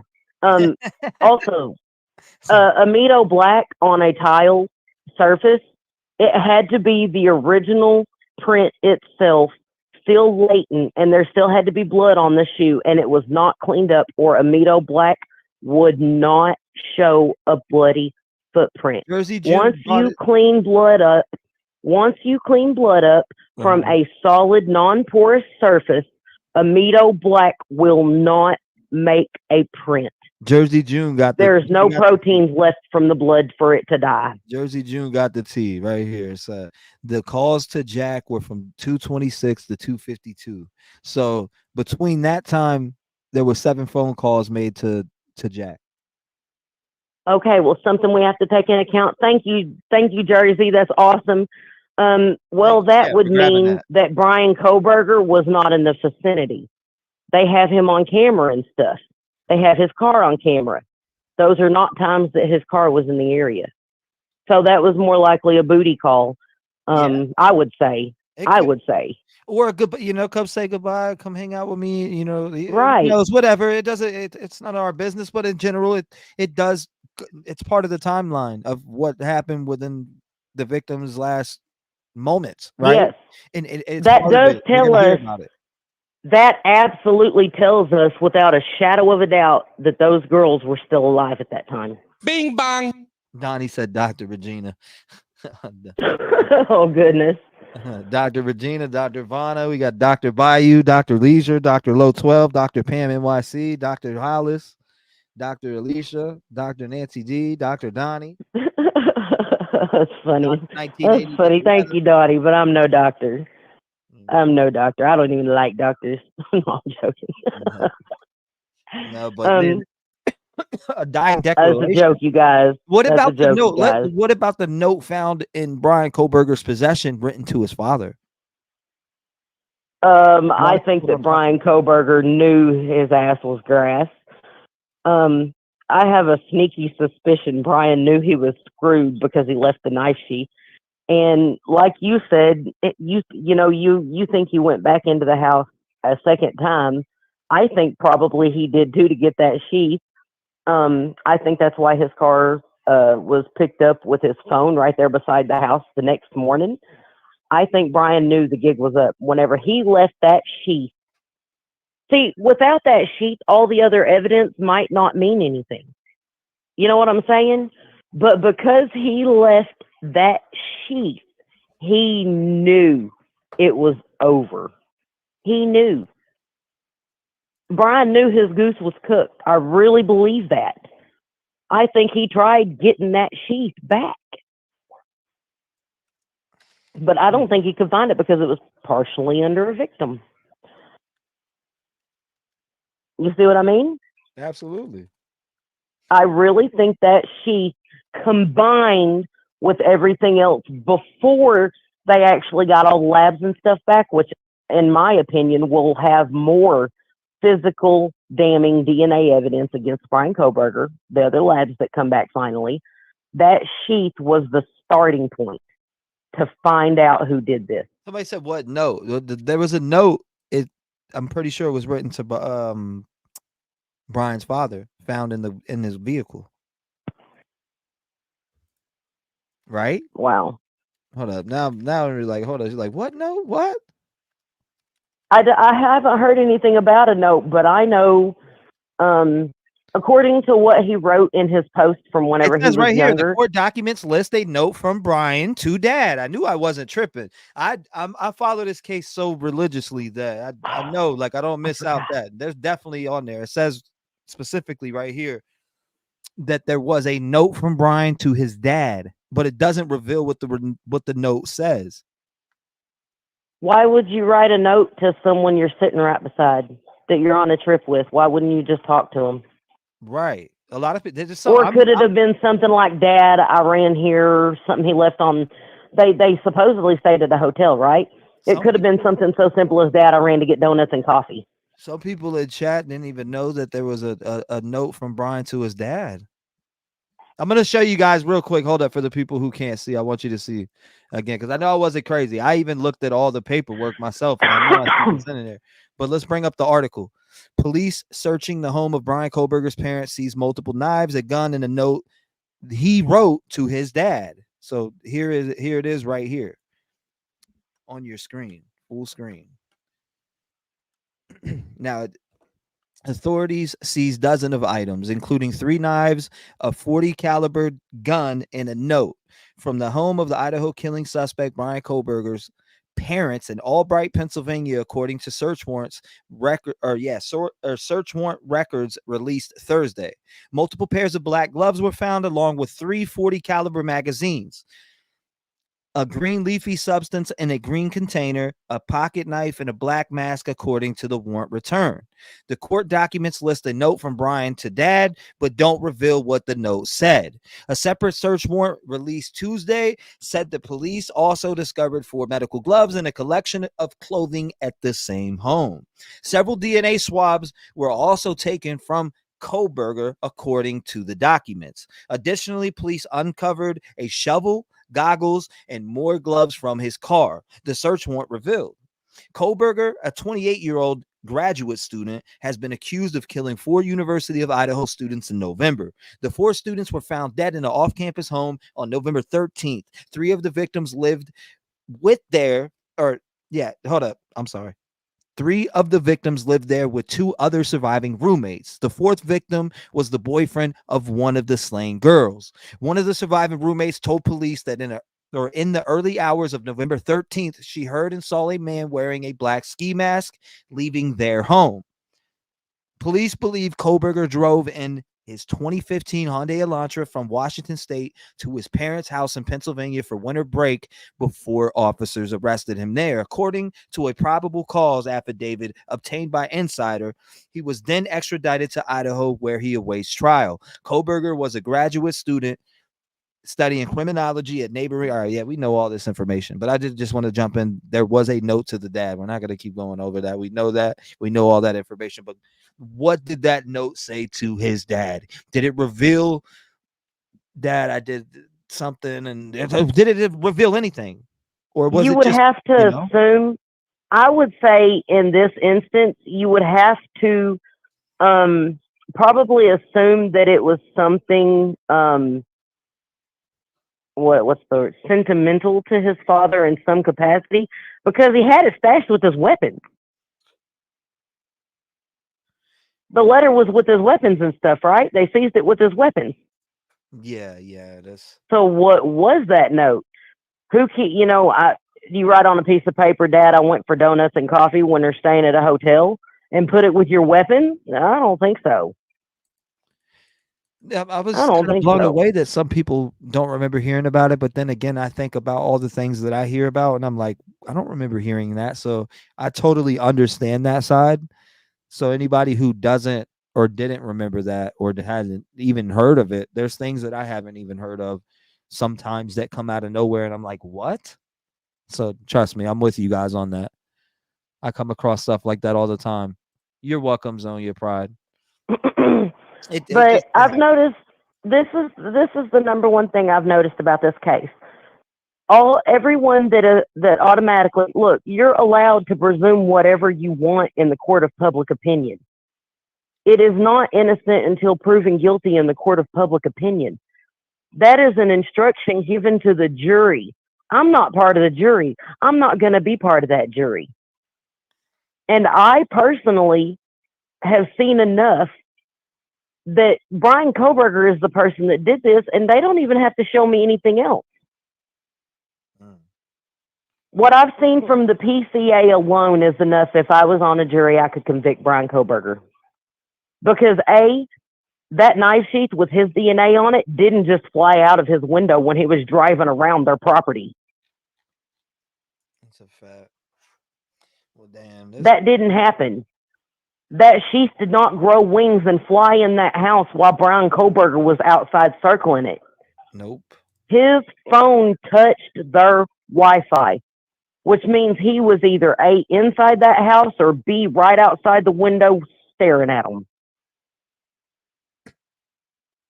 And fact number 3, the knife sheath with his DNA was found partially under a victim who had been brutally stabbed to death. Those 3 things are enough. That means that his touch DNA did not get inside that house because someone else touched the knife sheath and took that knife and went over there and killed them. You've got his cell phone touching their DNA. You've got his DNA inside the home on a knife sheath beside victims that were stabbed to death. You have him on video leaving his apartment.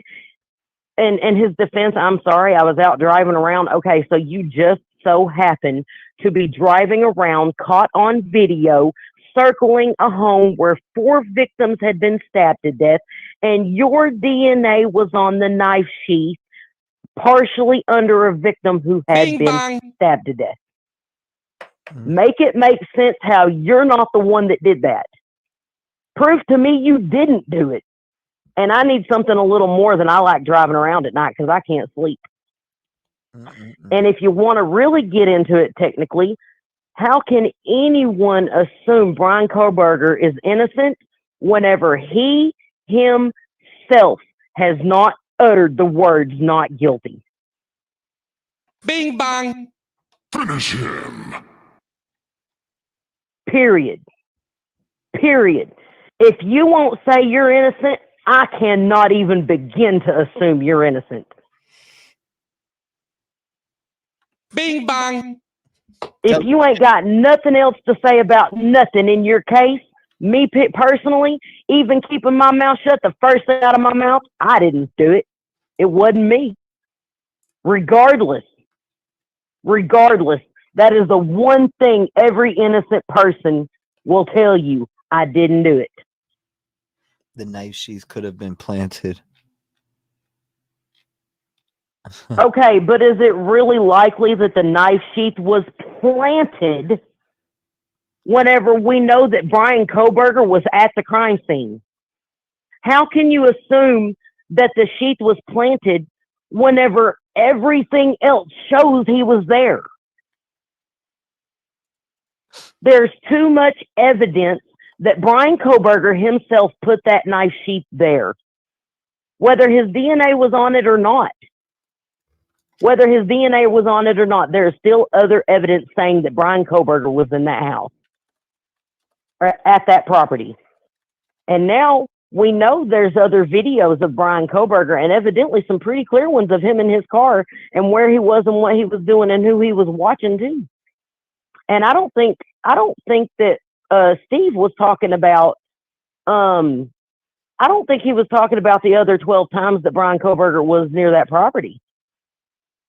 I think Steve Goncalves has seen, I think he has seen videos of Bryankohberger the night of the murders there.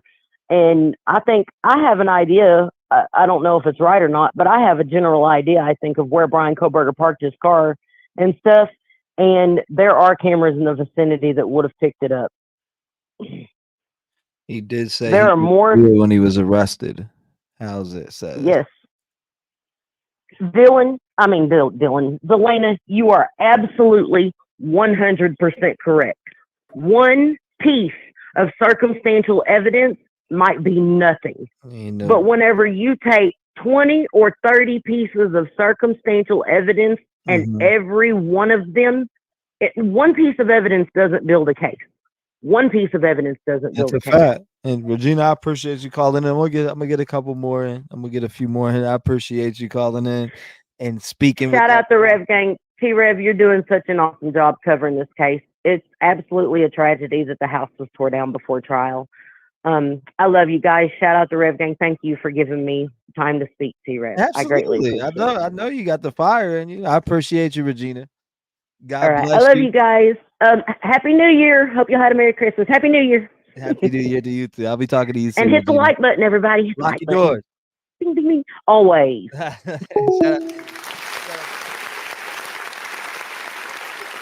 Shout out to Regina.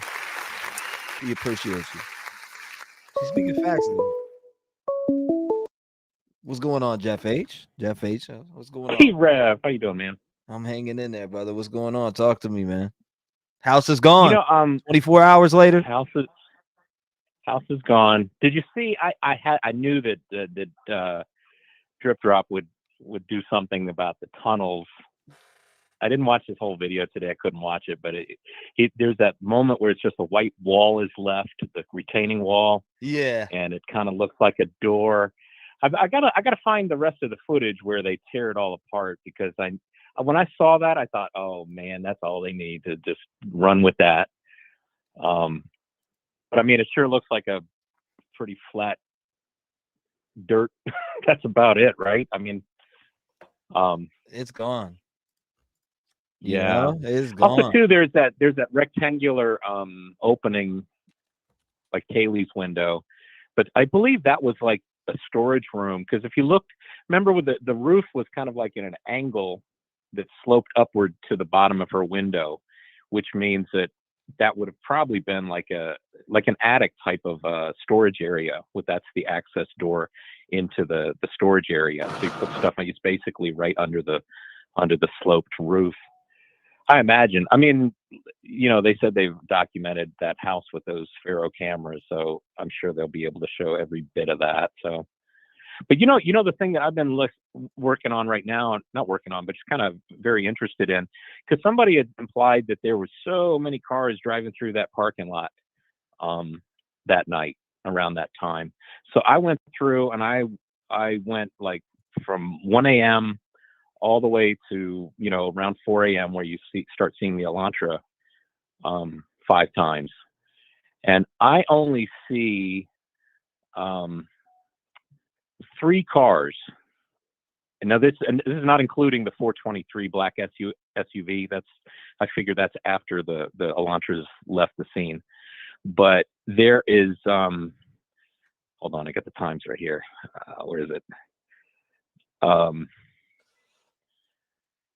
There's a vehicle that you see the headlights off on the far left at 10513, and it sits there for a while. You see a couple shadows of people walk in front of the headlights, and then it takes off kind of in the opposite direction of that we see the Elantra going around the building. It's going in the opposite direction. It leaves. So that's one vehicle. That's at 105. There's headlights that are way off to the right. They're outside of the screen. You don't actually see the car. Kind of like in the direction of that dumpster. That's at 126. So you see some headlights kind of sweep across the fence. 12612. That's when that happens. Then there's at 248. There's a car that's off to the right of the fence. It sounds to me that like a guy in those little tiny apartments, the Queen Road apartments, that little tiny building. I think he comes out of there, comes to get something out of his car. You know, you see the lights flash on. You can hear him closing some doors, and then, but I think he does it twice. He does it at 12612. Let's see. I'm getting my notes mixed up here. And then there's a third vehicle that comes in and parks at the left side of the fence. Look, I'm looking at it now. All right, so let me get towards the end of this because they got a lot of it cleaned up here. Yeah, see? On this video, they have a lot of it cleaned up. Pretty much all gone right there. But so basically, there's 3 cars. There's only 2 cars that are driving through that parking lot from 1 a.m. until we start seeing the Elantra. So it's not like there's a lot of cars coming through that back parking lot. But there is an Elantra, I think, that's going through that back parking lot 5 times in the span of 30 minutes. And that is just, very damning, I think, and very suspicious. And we're only looking at it on the Linda Lane camera. Yeah, we're looking at it on the back other side. camera. There's other streets, there's other entry points, there's other drive. You know what I mean? So, damn. Well, there's no other entry points though to that back parking lot. No, I mean like just entry points with cameras, like places you can turn where there possibly could be cameras in general. That's what I meant to say. Yeah, I heard somebody say they thought there might be a camera on 712 Queen Road. That's it's directly across from like the house. But I've looked at all the video that I can find, and I can't seem to see any ring camera. I can't see any mounted camera. So I don't know if that's just an assumption, because it's like it would be one of the logical places where you'd put a camera where you could see the front of the house. But I agree with some of the other callers. You're doing a great job on this, as always, T. I don't know that there's any other live stream on this case that I enjoy as much as yours. I mean, I'm not just trying to blow smoke, but I appreciate it. You're open to whatever people have to say. You don't have you go into some other chat rooms and mods are messing with you because, hey, you got a different opinion. Let's mess with him until he says something that now we can justifiably block him. And now he's gone. Yay, we win. It's like, really? I thought we're all supposed to be kind of working together. Yeah, exactly. The craziest idea might be correct. No matter what the opinion is. No matter what the opinion is. Right. People got to learn to be able to hear something that people got to learn to be able to hear something that they don't agree with without getting triggered. And that's what this is all about. You could respectfully agree to disagree all day long. This is really nothing more than it's a jigsaw puzzle. It's a 500-piece jigsaw puzzle. We don't have the box, and we got about less than half the pieces, and we're all speculating on what this picture is going to be in the end. Some people think it's this picture. Some people think it's that. Some people say, I can clearly tell it's that. But, can't we all get along? Done created utopia. What are we talking about, Mark?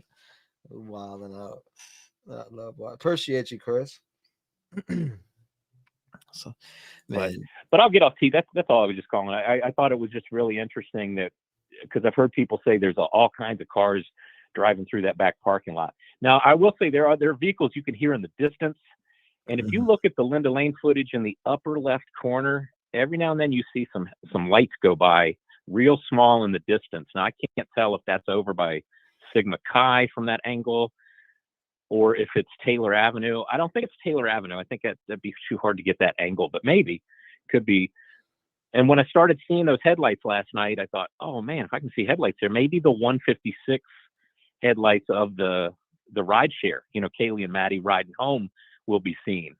So I went to 156 and I don't see anything. So I don't know if that means it's shooting over the top of Taylor and not showing Taylor, or maybe they didn't come in on Taylor. Maybe they came down Walenta around the curve and then, from up on the hill and came down. So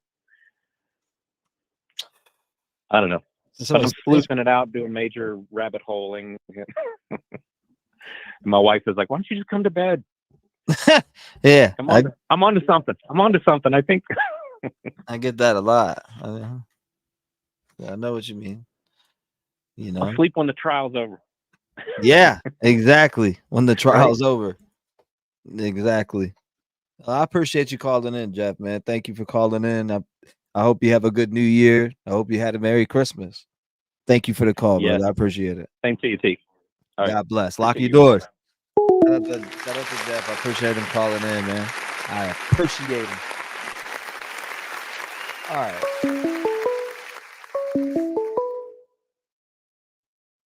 Yeah. Huh? Yeah. I was like, what? Hold on. How did you just do that like that? That was wild.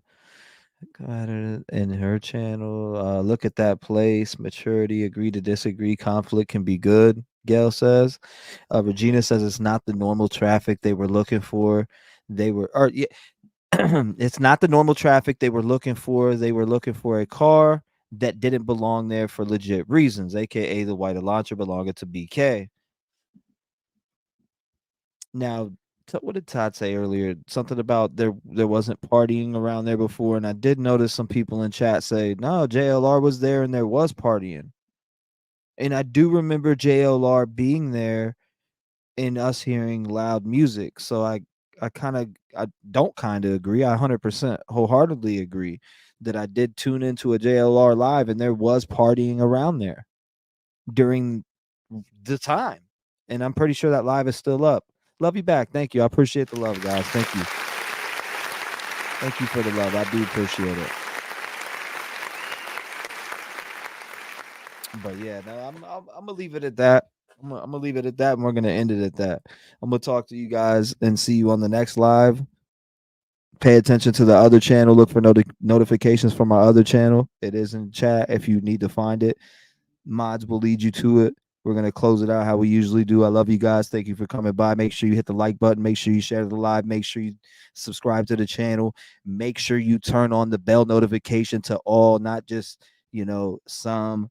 You got to go and turn the bell on if you want to get all the lives and notifications. There's tons of special guests coming up. There's tons of different things that we're doing. And I'm looking at a few of these open panels. I know you guys want an open panel tonight. And I talked about doing it today, which is Friday. So I'm still looking through those emails also. So look for an email back from me. Let me remove this because I don't want nothing to echo, right?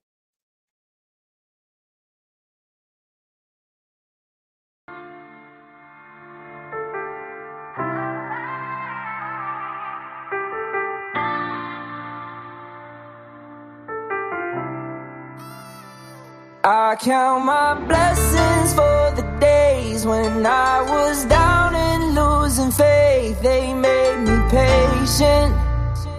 All I can say is thank you. I really wouldn't be the same if I ain't gone through all the pain. Look what it made me. All I can say is thank you. Wouldn't be the same with none of y'all by my side. You hold me down every day and it makes me strive. I wake up and look forward to doing these lives. A lot of y'all really came and opened up my eyes, and I hope I gave it back because it came with yours. No matter what they say, I know I opened up them doors. I brought a family together even though shit was rough. They tried to shut us down, but we really shut them up. No matter what, we stand together when shit gets tough. I wanna thank everyone for showing me love. The Rev Gang family is something I cherish and love. And I'll smack anyone for fucking with us. Blessings for the days when I was down and losing faith. They made me patient. All I can say is thank you. I really wouldn't be the same if I ain't gone through all the pain. Look what it made me. All I can say is thank you. No one making a voice to the voiceless. People get killed for other stupid choices. Standing up for the families that took a loss is something that we find important. Rap game strong, chest up. Little homie, keep your head up. You can be whatever you want. Get rid of the fake and it will add up.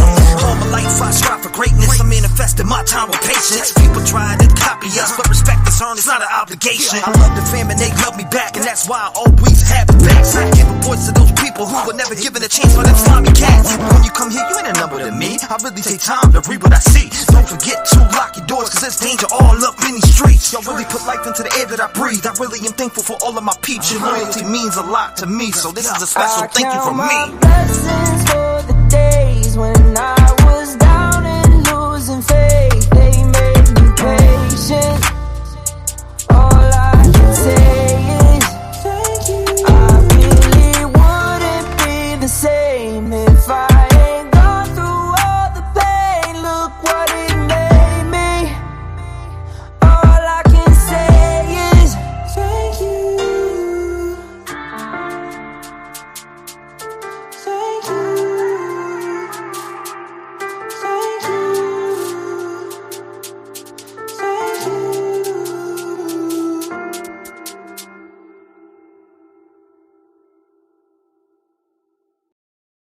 You gotta stop doing this.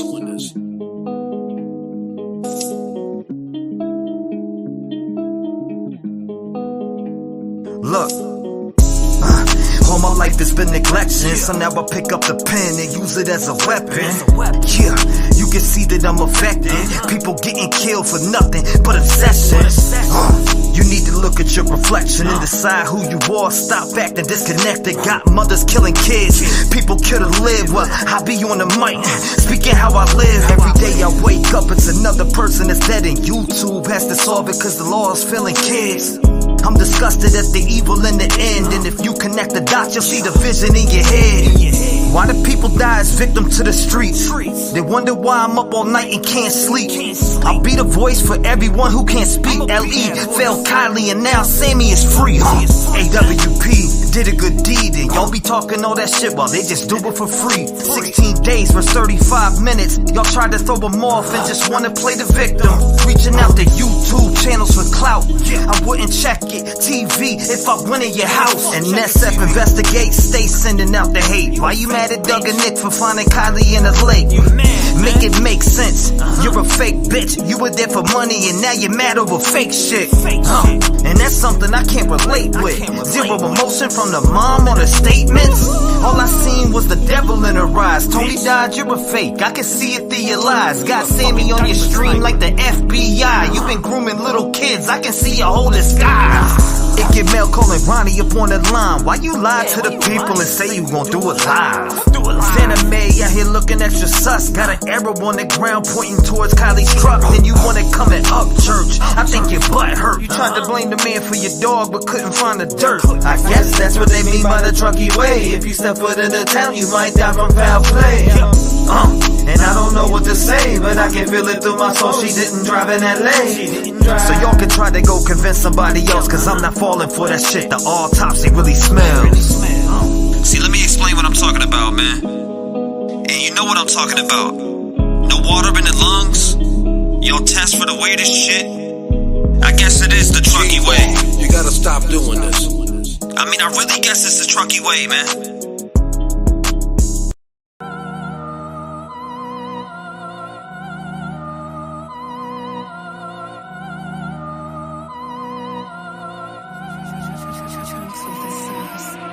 medication. I'm too nuts, too bugged out. Stay celebrating with human blood in my cup now. Try to erase me, end up in the boneyard, which is a backyard to my YouTube funhouse. Killer be killer 187, your whole crowd. Saying that the reason a bunch of ho-ho-hos now think they gifted. Trying to change their image, even if you make it, it don't make a difference. You, oh, you a rap god? That's perfect, I'm a rap. Even if you major league, there's a minor issue. If you big time, and then why be little? Once upon a crime, we was there with you, then you bailed after you made bail. All about bars, but this ain't jail. Don't ever question unless you giving interviews. I don't got time to waste on petty interludes. Already forgot where you came from? Bitch, I'll smack your roots back into you. Already forgot how I came up? Then I suggest don't bring my name up. Lord knows ain't nobody safe, but I'm about to blow the fucking safe up. They say I play too rough, I'm too dangerous. Last guys, last words to me was hey, what's up? Now they know I play too rough, I'm too dangerous. If you can't take a hand, you take the grave I dug for you. I'm too adrenaline rush, I get thrilled more by every kill. Now I'm too say what's poppin', it sure as hell ain't no pills. I'm far too I done gave them all chills, still ain't got none. I get more fire and fire for special guests like an episode of Hot Ones. It's apocalypse and T-REV snatching all of your confidence. With dangerous, I got the strap on my hip. If you poppin' shit, I open up the dipping box, releasing all the demons. With some dragons on this mic with all this fire that will breathe. I'm back now, all my competition about to get laid out with a smackdown. Scripts be claiming I suck, but I don't give a fuck, cause you never see me back down. Never known it, straight from the gate. Fuck all your problems and all of your hate. People be talking that shit, but never have the courage to say that shit to your face. These boys are frauds, they dick hopping like lonely broads. One day they love you, the next day they want you gone. Feel the pain, cause they never really were friends. We're dangerous, that's how you drop a bomb on a chin. They say I play too rough, I'm too dangerous. Last guys, last words to me was hey, what's up? Now they know I play too rough, I'm too dangerous. If you can't take a hand, you take the grave I dug for you. I'm too adrenaline rush, I get thrilled more by every kill. Now I'm too say what's poppin', it sure as hell ain't no pills. I'm far too I done gave them all chills, still ain't got none. I get more fire and fire for special guests like an episode of Hot Ones.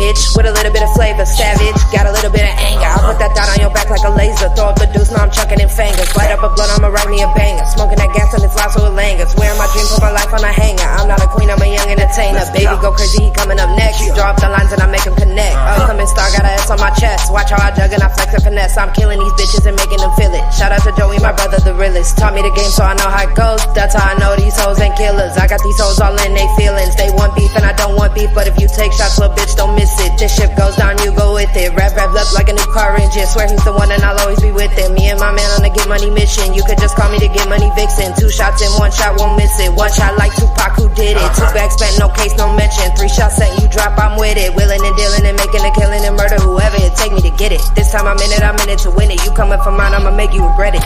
A lot of people claim no heart in these streets, but they ain't never been about it when it comes to this beef. Only talks about the guns until there's one in his cheek. Call me Dwayne Wade, the way I run with the heat. Me and my baby, been some beats. Cut the can open cause I'm serving up beats. It's like you cut my feet off, I'm never looking at defeat. It's like I'm running down the track after cooking at a meat. I've been snapping on these mics like a turtle from a creek. I see people talking shit, but is he really bout it? They say the dog that barks the loudest isn't really rowdy, so I make them tap out. Ronda Rousey, talk fly to my girl, I throw him off a balcony. Homie, talking slick on some beef shit. Hard behind the keyboard, but soft on some street shit. Hop up out the whip and crack his skull to the meat drips. I've been living in the streets, I've been flew off the deep end. You better refer to me as a vet, making rappers go to sleep like a dog looking at death. They call me Busta Rhymes the way I'm breaking your neck, or I can make it ludicrous when I roll you out in a stretch.